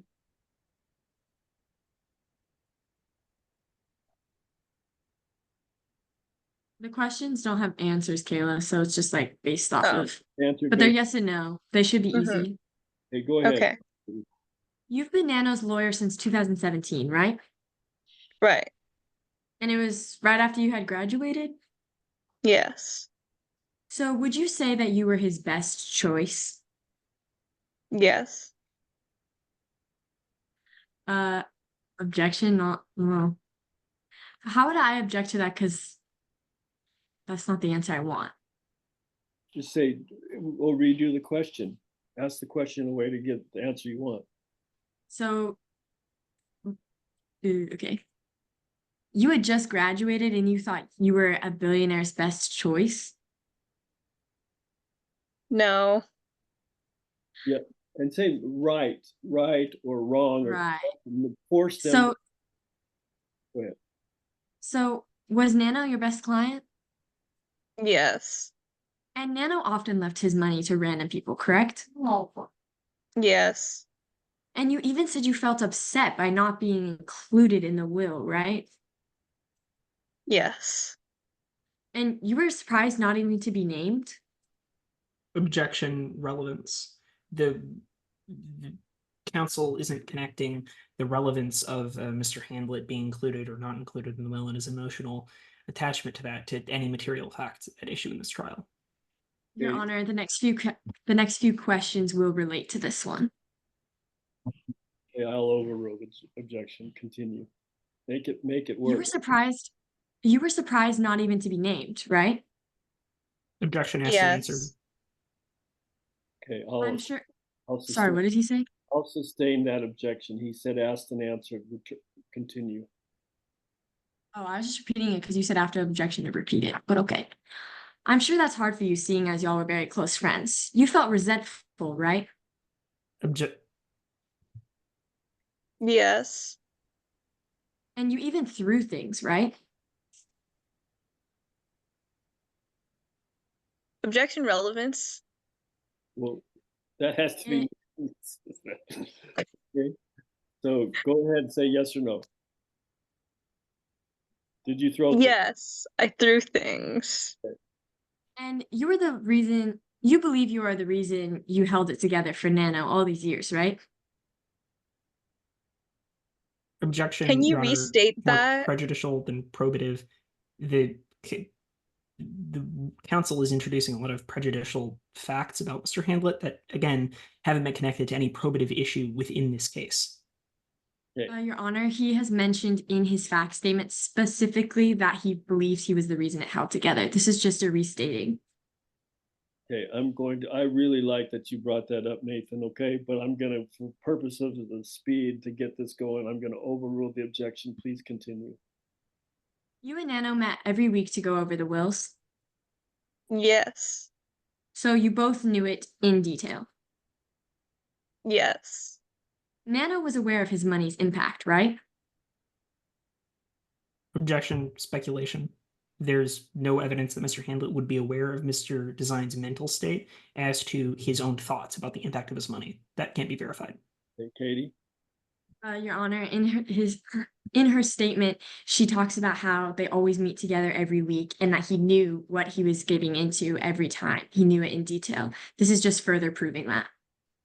Nathan? Your Honor, I would respond with first that the witness statement hasn't been provided to the witness, that hasn't been offered before this court to examine. And second, just because the witness speculated in a witness statement doesn't make it not speculation at trial. Okay, I'm gonna sustain the objection, so either rephrase the question or move on. Nano was always giving to charities, right? Yes.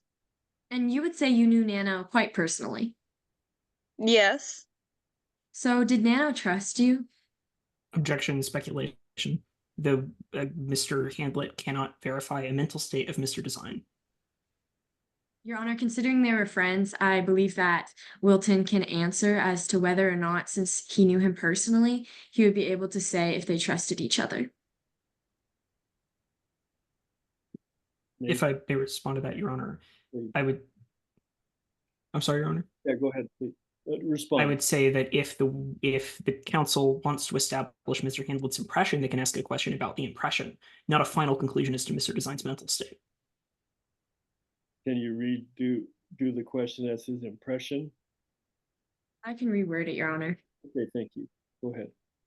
Would y'all say you had a built-in trust with each other? You trusted him? Yes.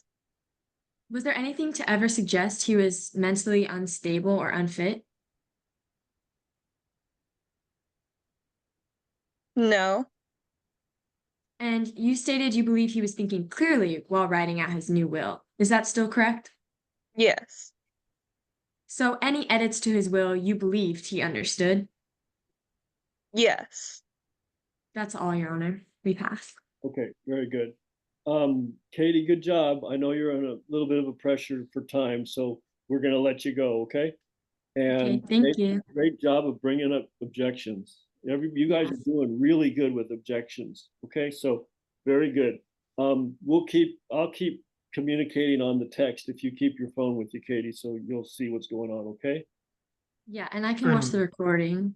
You can, yeah, I'm gonna record it and put it up pretty soon, okay? So I wanna get through the rest of this as fast as possible. And so now we're switching to who is gonna be the next witness for the plaintiff team or the defendant team to call. Should be Eubanks. Eubanks. Thank you, Mr. Moon. Hey, we'll see you, Katie. Okay, Bye. Mr. Moon, yes. I have a doctor's appointment at 12:15. Okay, Corey, we're gonna have to time it from here. Can you do me a favor and write down what everybody's time is so far and then text it to me? Yeah. Thank you. And then I'll try to keep it from here. Okay, thank you. Okay, so you guys, go ahead. Sterling, are you gonna call your witness? Yes, sir. The defense calls Alex Eubanks to the stand. Go ahead. Olivia. Hi. But you want to just say, Hello. give her a chance Okay. to introduce herself, okay? Give her a chance to introduce herself. Please state your name and age for the jury. I am Alex Churn Eubanks, and I am 37. How are you connected to Nano's case? Well, I'm his best friend and his closest assistant.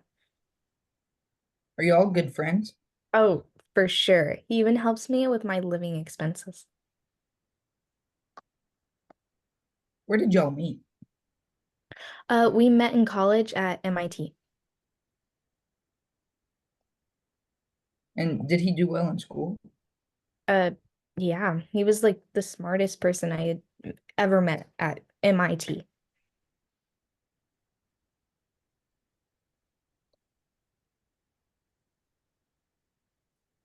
And what happened after college?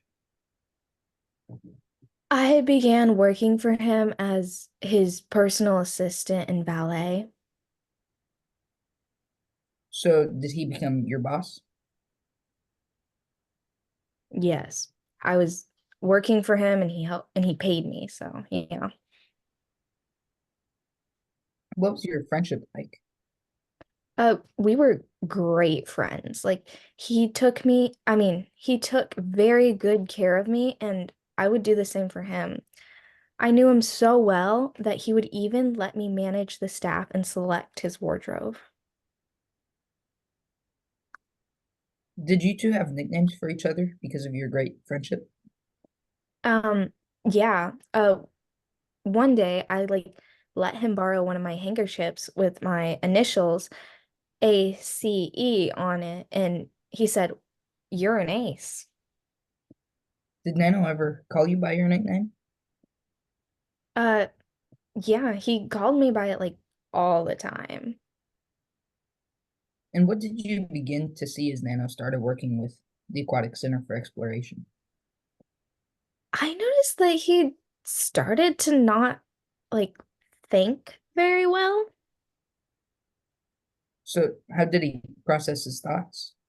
Just in general, not well. It was very rough and hard for him to do so. So was he able to think through things well? I don't believe so. He freely gave $100 million to a center dedicated to researching water, and he didn't even like water. Is it critical to think straight when operating a submersible 20,000 feet underwater? Well, obviously, I'm not an expert, but to what I can say, yeah, I've never been in that situation, but seems like a life or death moment. Was he thinking straight when he decided to? Well, to you, did it seem like he was thinking straight when he decided to sign the documents for being able to go into the tutu? No, like I said in my addendum, he was not thinking well when he signed up for it.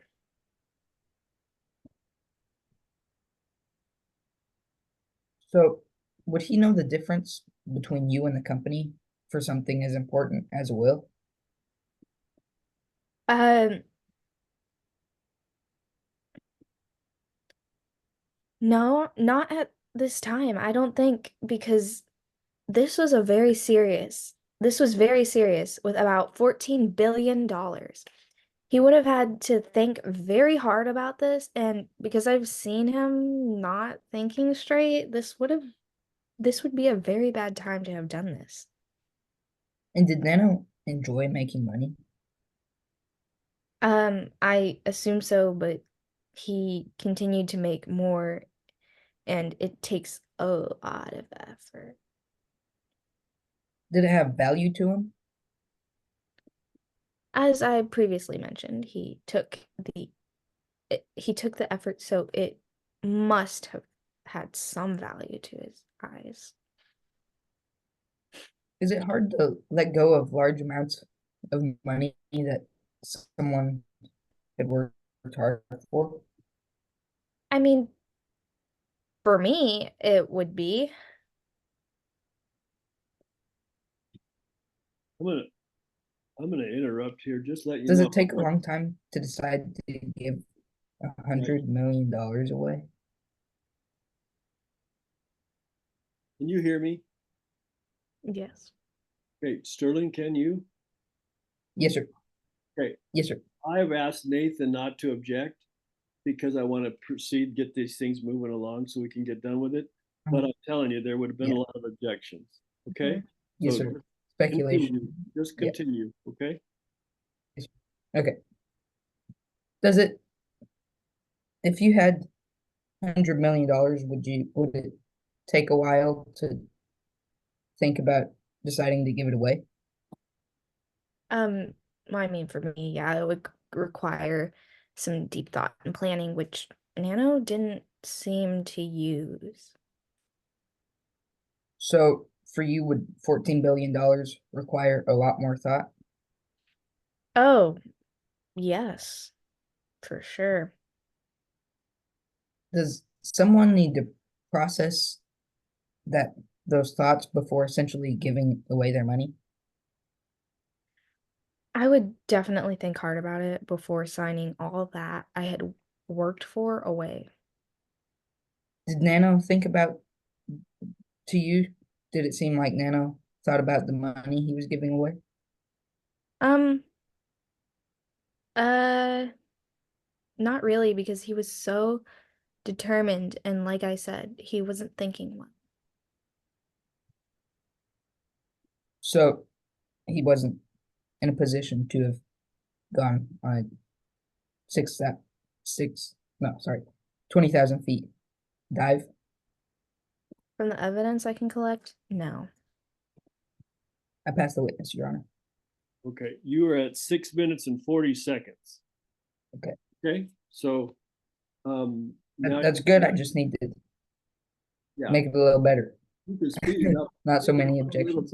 bit. Just speed it up a little bit. That's all. Okay, and make your witness Okay. the Yes, star. sir. Make her the star, or whoever it is in the case that we argue against someone else. Make them the star and pull it out. Well, you'll know who it is for us for the direct, right? So just make Yes, sir. sure you guys are doing that with each other, okay? So now let's switch roles. Now, Olivia, Yes, sir. would you cross Sterling? Is that okay? Let me start this again. Okay, are you ready? Yes. Okay, here we go. Cross. So by sophomore year, Nana was paying for both yours and his things. Yes. And later that year, you both ended up in a 3-bedroom house together?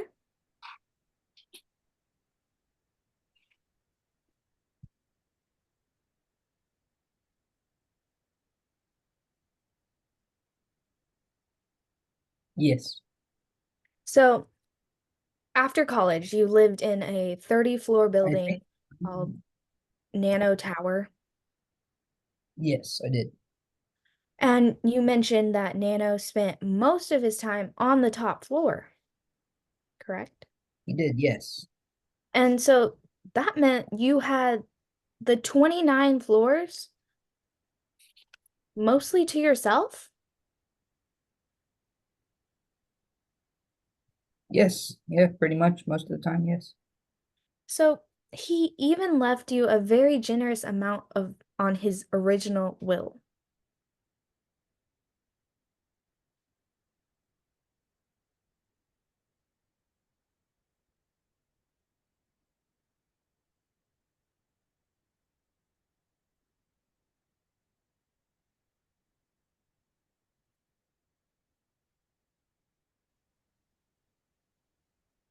Sterling, Yes.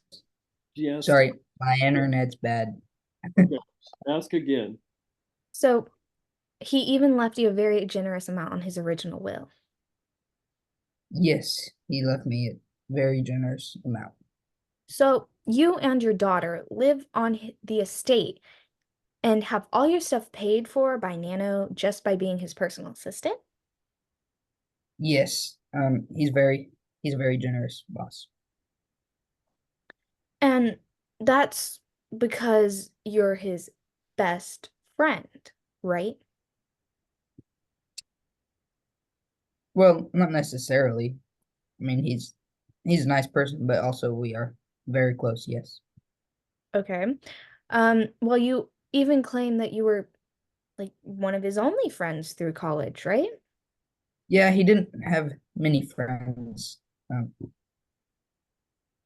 So, he's very he's he's not very normal. okay. So you described him as unique. Yes, yeah, he wasn't like most other people. So, even further, you mentioned you recognized he was a genius, but there's a fine line between genius and a weirdo, right? Well, not necessarily. He was very smart, but everybody can be weird in their own way. But in your statement, you said there's a fine line between a genius and a weirdo, word for word. Yes, but still, he was very intelligent. Okay, well, you were the only one at MIT who recognized this, right? It seemed to be so, but every, everybody doesn't share all their opinions. Well, Don't let him talk not too much, Olivia. You take charge out there, okay?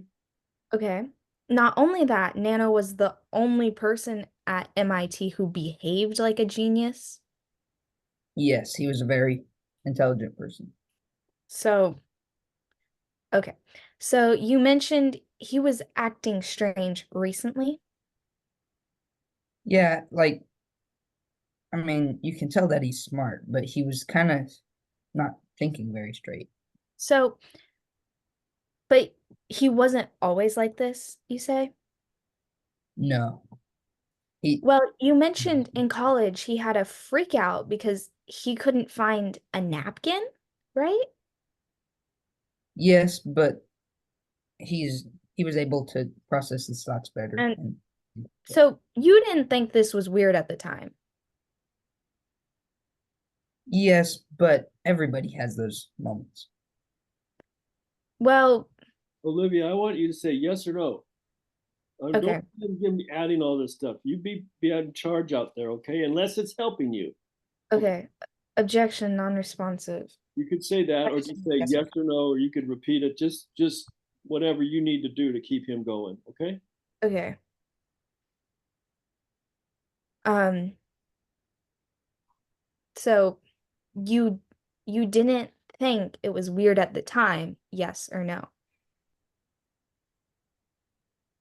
No, I believe it was normal for most people. So recently you got worried because he took some time alone on his 30th floor for 2 weeks? Yes. So you'd say some alone time is cause for concern, but having a full-on panic about not having a napkin isn't? Well, I mean, everybody has their small Objection, freakouts, but non-responsive. Yeah, it's sustained. Answer the question, yes or no, please. Or is no. Okay, go ahead. But you just said you were worried about him, but not worried about the napkin incident? Yep. Yes. Okay. So, despite these issues, you claim Nano was able to make and maintain a billionaire status. Yes, he was. Do you realize that if the jury finds that Nano was not competent enough to make a will, you'd be coming to a very generous inheritance from the previous will? True? Yes, but that's not Objection, the unresponsive after yes. Answer yes or no. yes. So, is it in your economic best interest for the jury to decide that Nano was not competent enough to make a will, right? Yes, but first I would like to establish justice.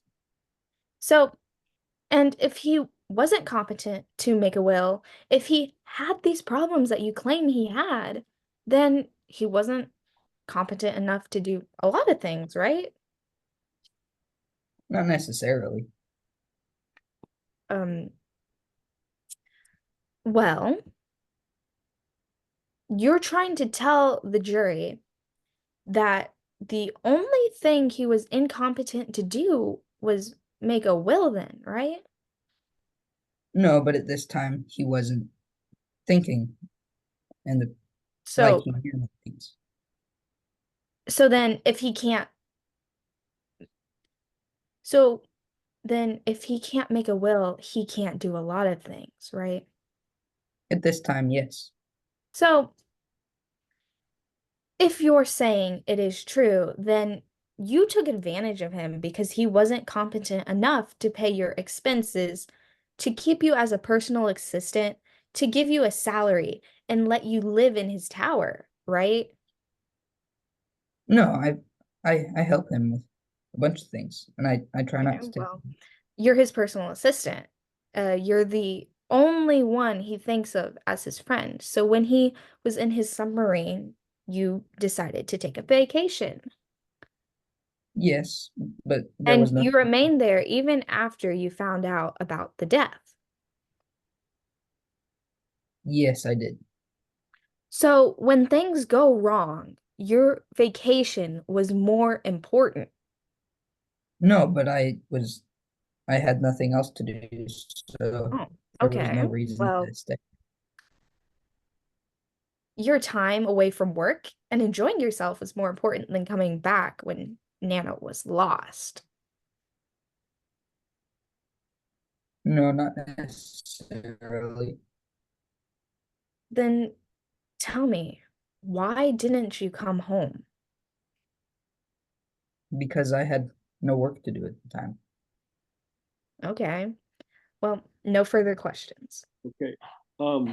With regard to the question, Olivia, on whether him being competent in the sub is related to him being competent generally, you have to connect that better or off of it because you were almost arguing their case. Just let you know, okay? The last Okay. part where you started nailing him about not coming back after he died, that was really good. That was helping you, okay? That kind of scared me. But Nathan probably was just wanting to object. Okay, so Nathan, what objections would you have used just for Olivia's sake?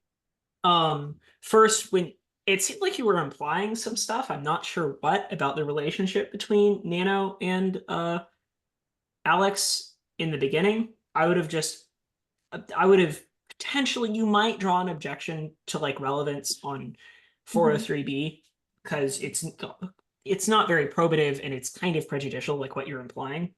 I would have objected relevance to most of the initial questions about the weird stuff Nano did. And then for like the last questions where you're kind of nailing him, I would have objected on the grounds of it's argumentative to most of them. And prejudice, because what he like the grounds would be what he did during his vacation has zero bearing on the material facts at trial. Okay, so Olivia, you know that. So Mhm. you know it's likely someone will object to some or all of that. And you just got to be ready for it. Okay. Okay? And you did about 8 minutes on that. Okay. Okay? So who would be the next? Is that the last direct witness? We have Northshire. Mr. Moon. Yeah. Do I need to stay? You got to cross. Did you? Now, this was both of them. You did both of them, right? Yes, sir. Okay, so good. Yeah, we're gonna have Northshire, direct Northshire. Is that correct? And that's What? you direct Northshire, right? Yes. Okay, Yes, so that is you'll correct. direct Northshire, and then Silver, you will cross. Okay. Mhm. Okay, very good. So, Can I go, Mr. Moon? do you have Or to do I need- leave? Do you have Uh, yeah. I don't have to, but we do well, have some. since Nathan's directing, maybe you could object. No, you wouldn't object to your Okay. own. Forget it. Yeah. It would be Olivia, Oh, okay. right? So yeah, you can go, Sterling. You're done, right? Okay. Okay. Thank you, go ahead. Mr. Moon. Yes, sir.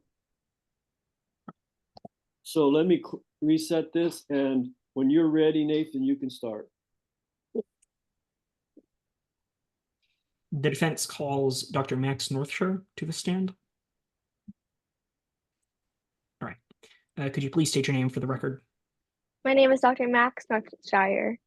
Okay. Could you go over your credentials and experience for the jury? Yeah, of course. I'm an expert in cognitive neuroscience. I have a PhD in that exact subject from Harvard. I was an analyst for the TBI Behavior Analysis Unit for 12 years, and I currently own my own consulting firm. And what do when you analyze handwriting?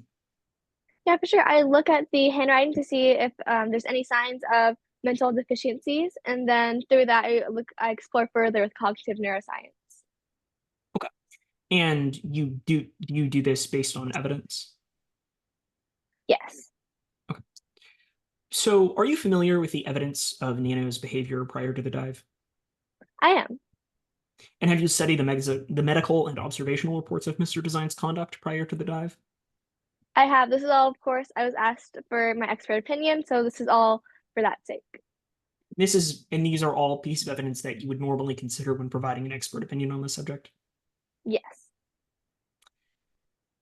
Based on the evidence you've examined prior to the dive, to a reasonable probability, did Mr. Design show any signs of a poor mental state?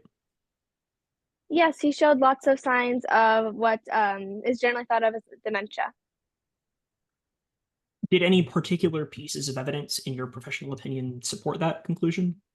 Yes, in my professional opinion, it seems that he has forgotten names. He can't remember places that he's been to multiple times, as seen with the tower incident. And he has forgotten something as simple as an appointment with Dr. Terry Clough.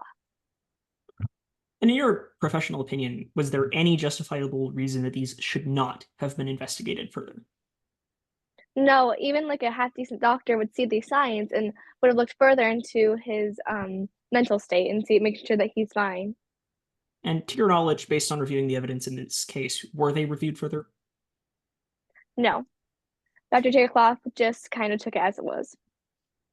And once again, in your professional opinion, these signs should have been reviewed, even if Mr. Design seemed otherwise physically capable. Yes, physical capability and mental capability are two very different things. Okay. Would physical problems like, for example, keeping your balance, in your opinion, to a reasonable probability be symptoms of mental compromise? Yeah, so with balance takes both mental, I'd say both mental and physical ability. So with that in mind, I would say that balance would be a great example of if someone can't keep their balance, that'd be a great example of mental loss, kind of shown when Mr. D signed fell off the treadmill. That would have been a great example because, like I said before, it takes both mental and physical capability. So if we weren't able to do it, then that would show a decline of mental capability. And once again, just to clarify, it's your professional opinion that these should have been investigated further. Yes.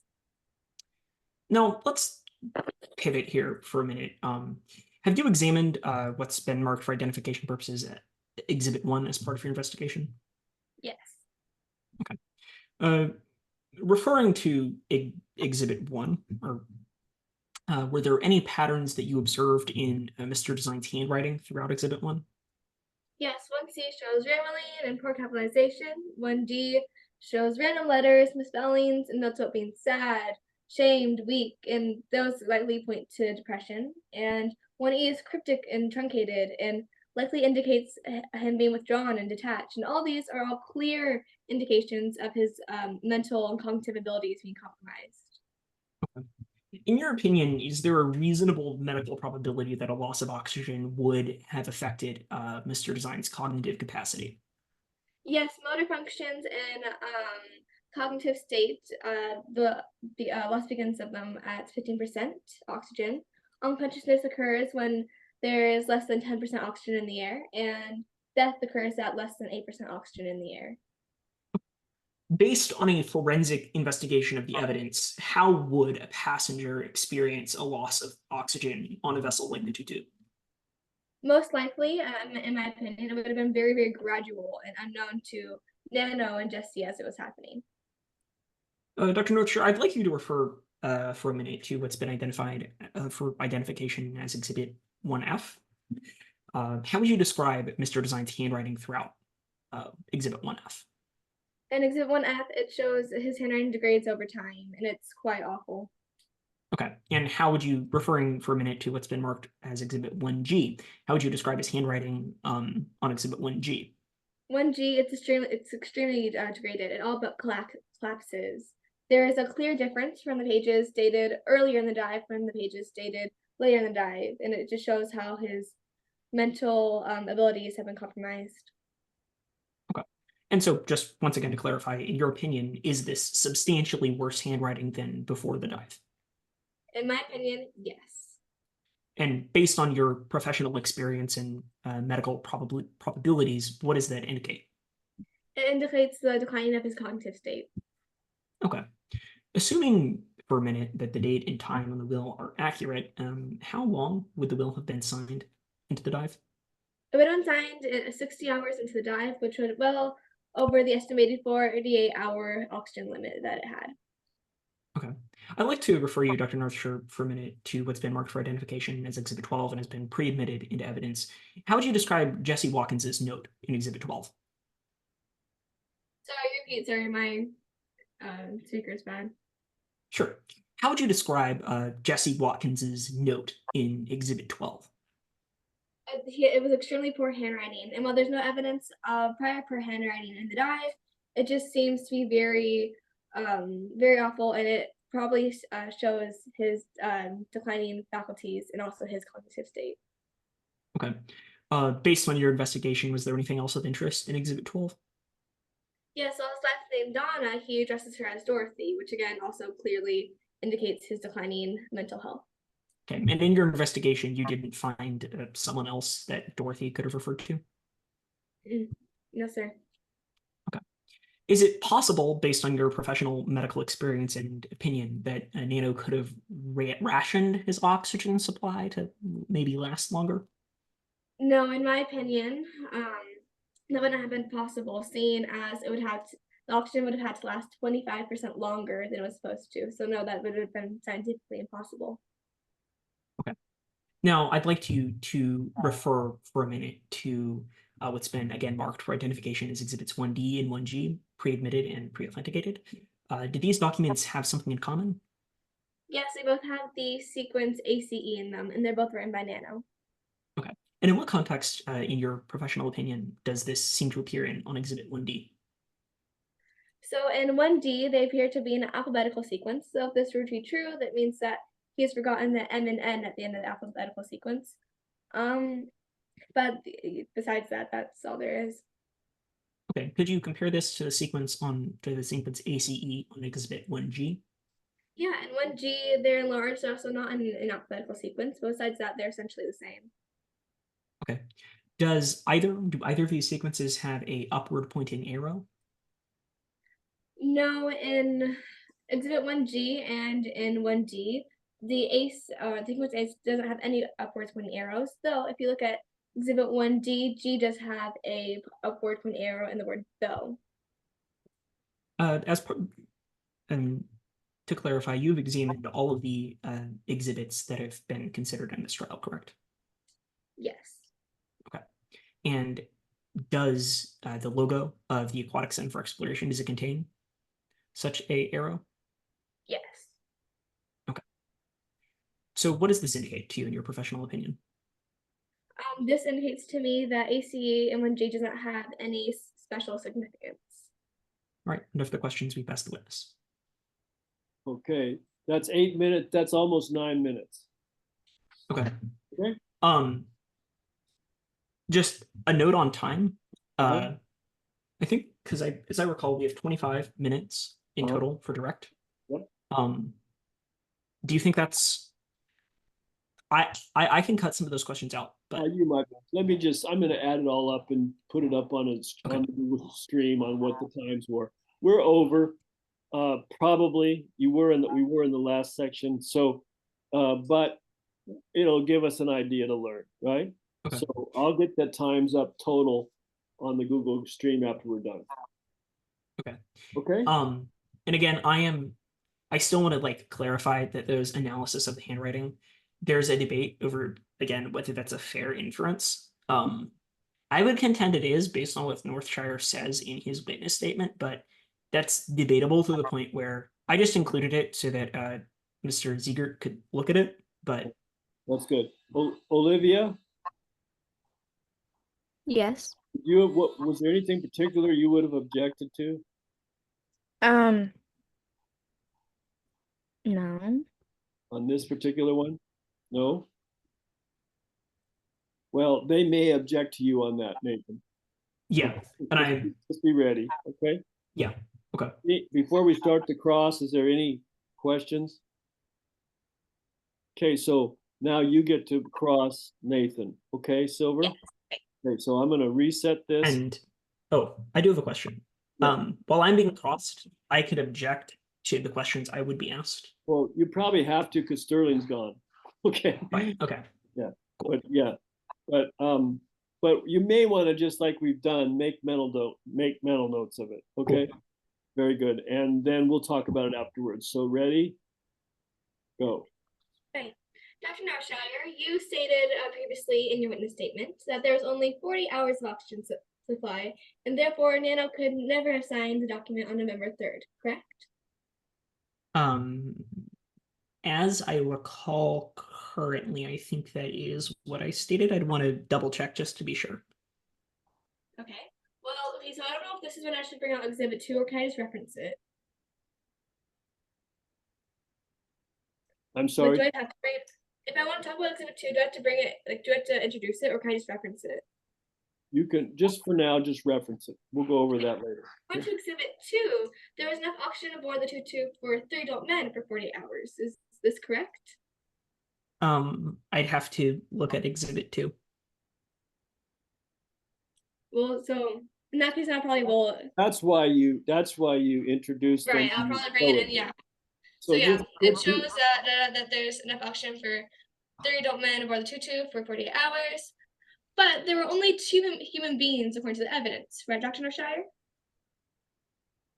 From what I recall, yes. Then wouldn't that leave more than enough oxygen for 2 people for over 48 hours?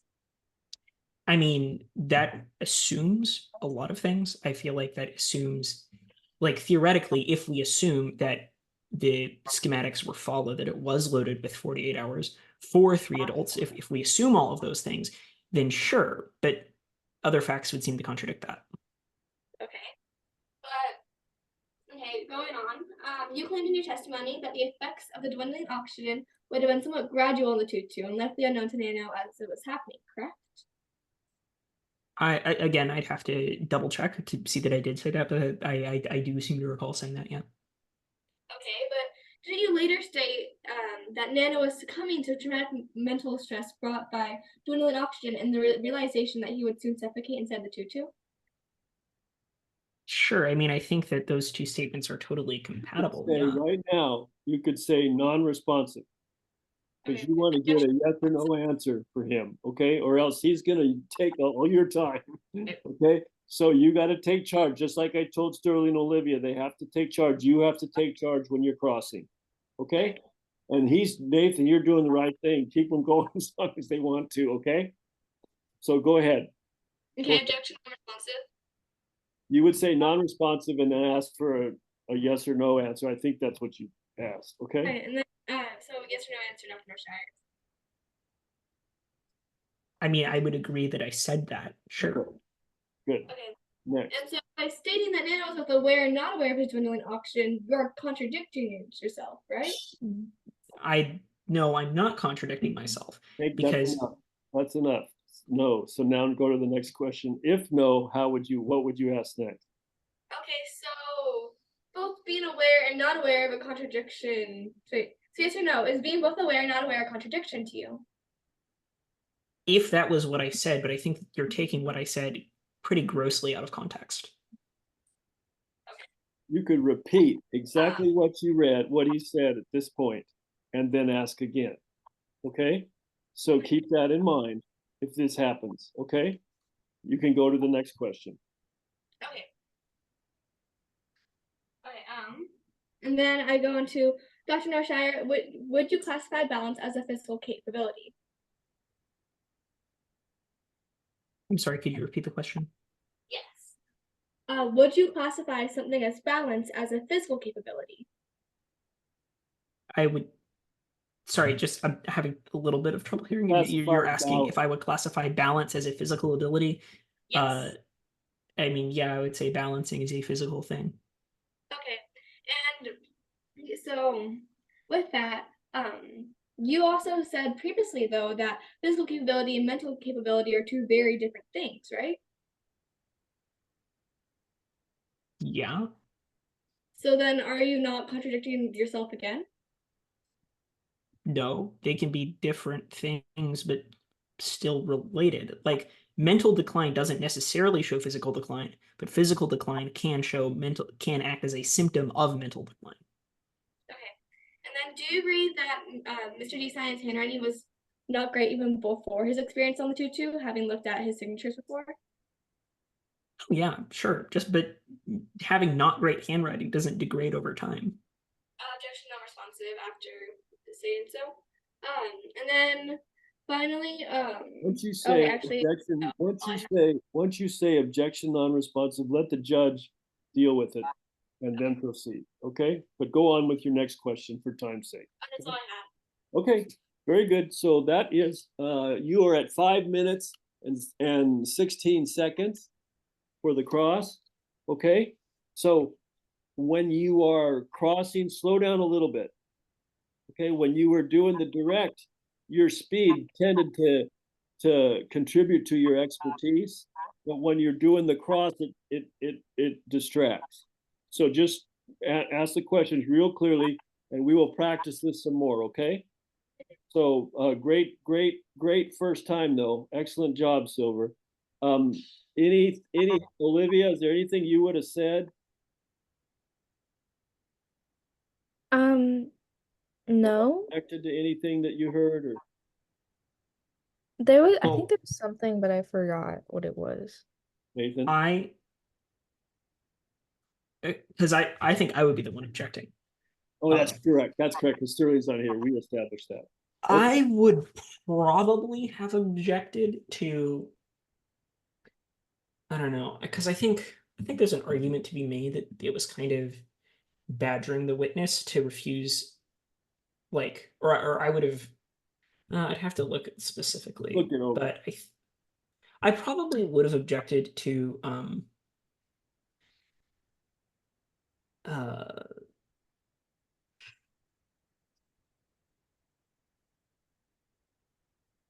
um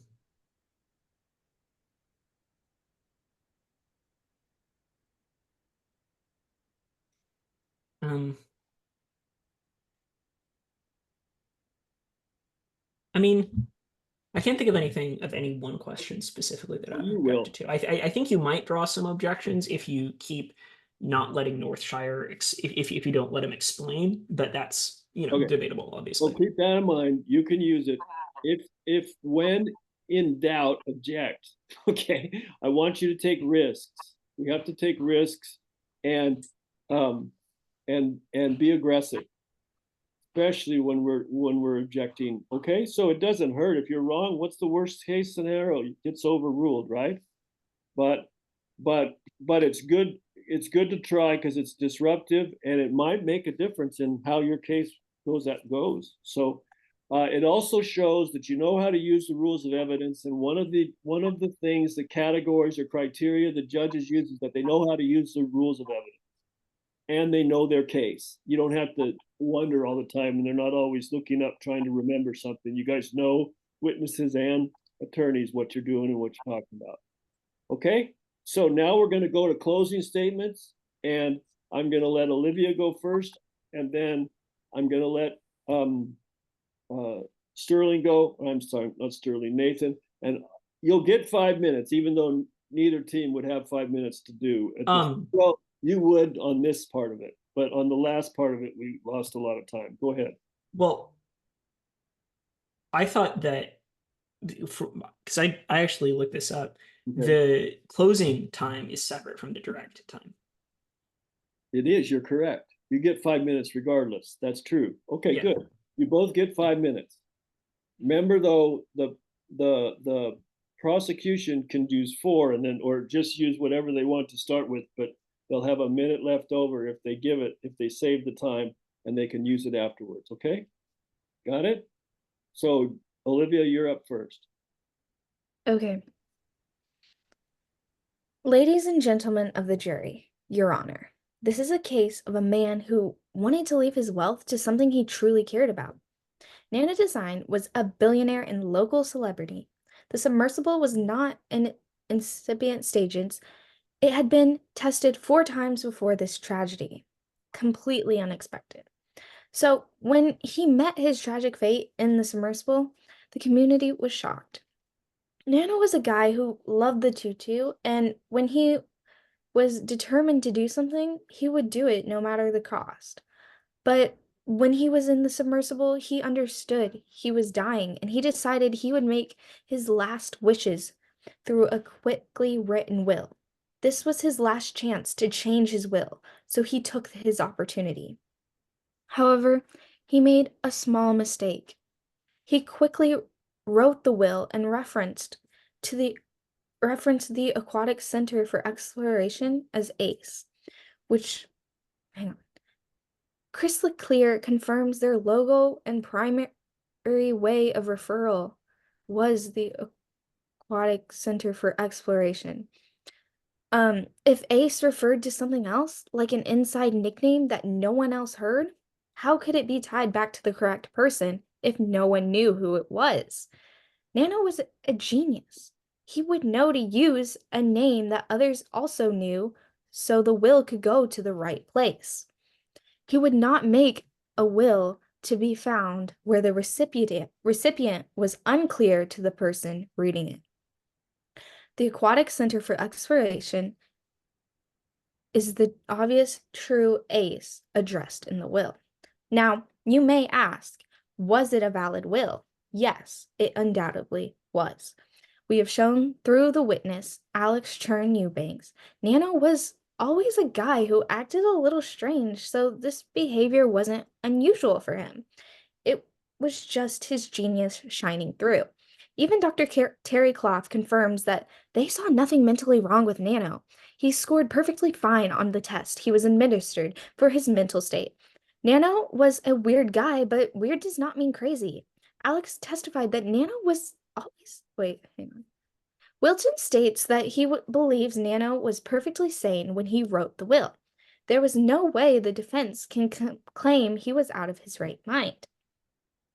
Let's just look at the flip side for a moment. Had this not been true, we would see Alex Chern Eubanks took advantage of a man she believed to be mentally incompetent to make his own decisions. She claims this man gave her a salary and extravagant lifestyle, living in a massive tower with vacations and everything paid for her and her child, yet she never saw anything wrong. So we see Alex is willing to paint herself as a person who does horrible things for money just to receive more money even after Nano's death. Dr. Cloth additionally claims that his handwriting quality remained intact. If his body was truly shutting down, his handwriting quality would have decreased. Nano had breathing issues from a mountain climb in South America, but after a couple days, they were gone with no lingering effects afterward, which should have even made his lungs stronger from dealing with low oxygen.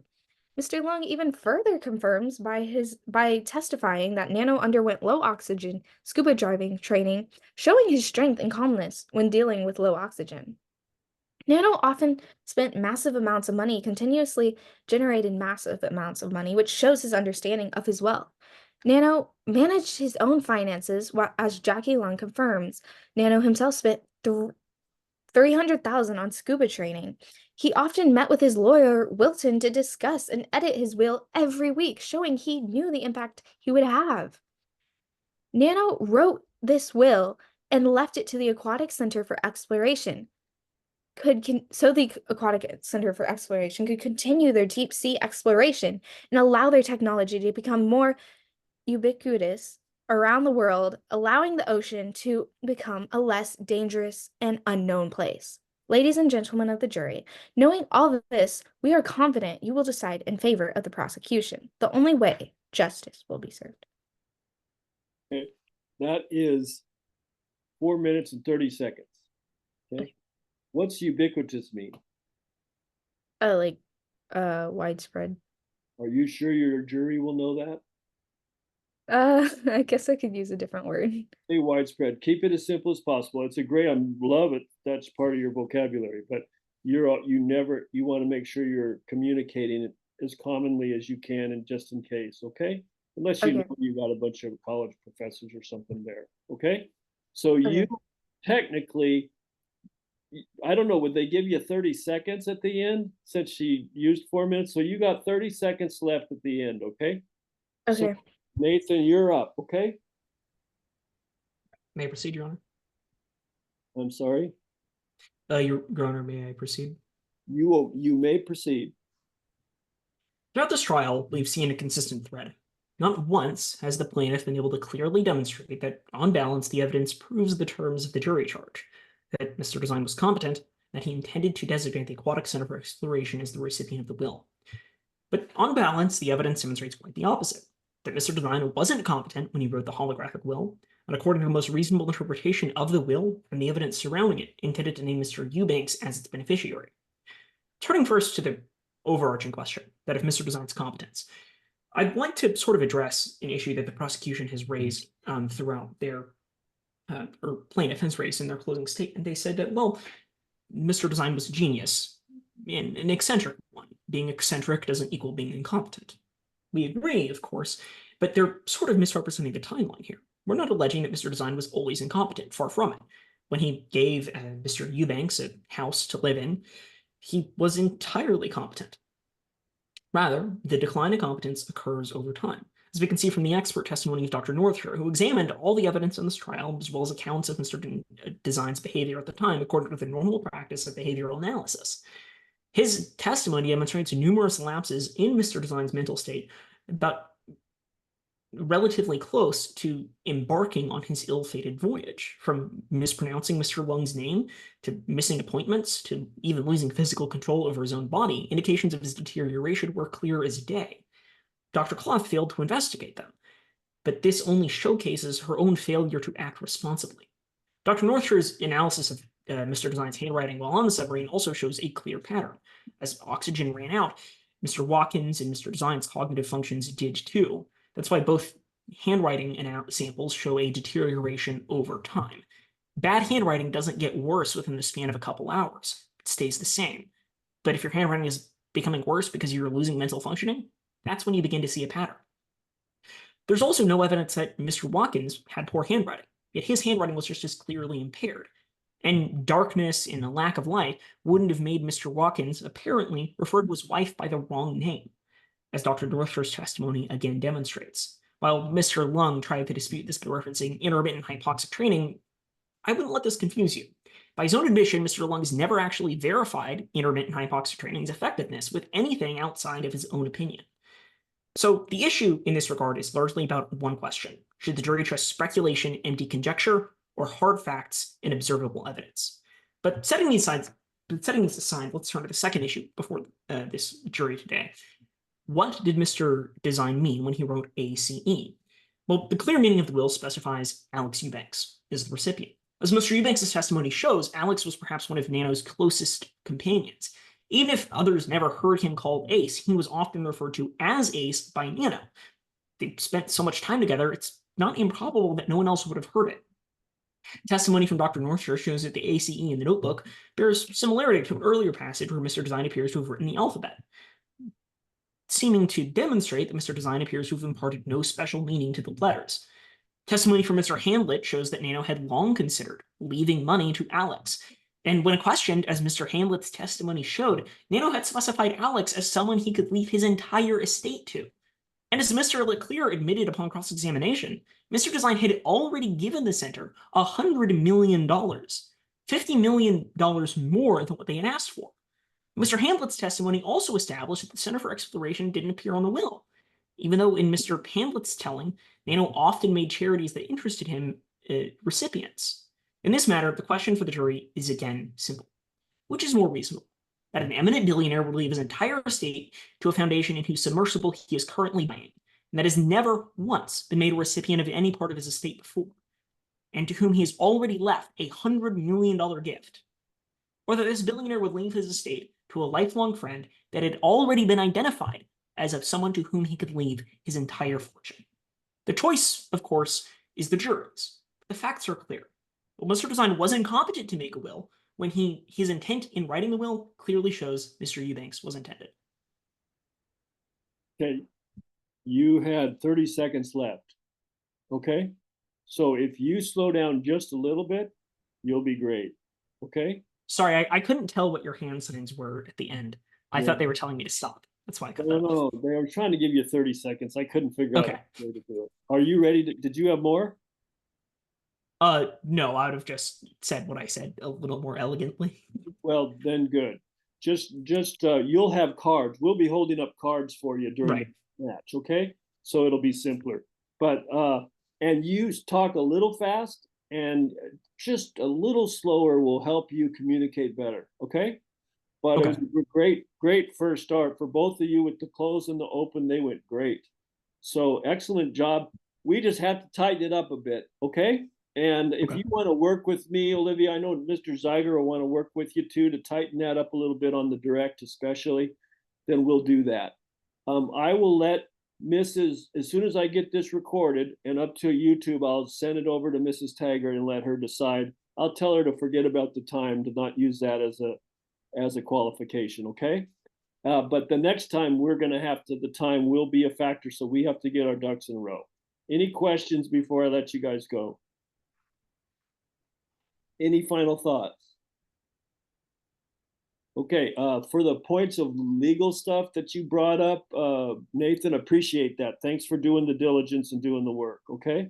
And remembering that. You guys, this is a great start. We're gonna really develop in the next two matches, okay? So, and we'll learn a lot of things and we'll do some debriefing on those matches and I'm gonna be recording those too. Okay, as long as it's okay with the other coach. If the other coach doesn't want me to record, I won't. But I think he wants to use it as a teaching opportunity as well. So anyway, I'm going to let you go unless you have something else you want to say or any other questions.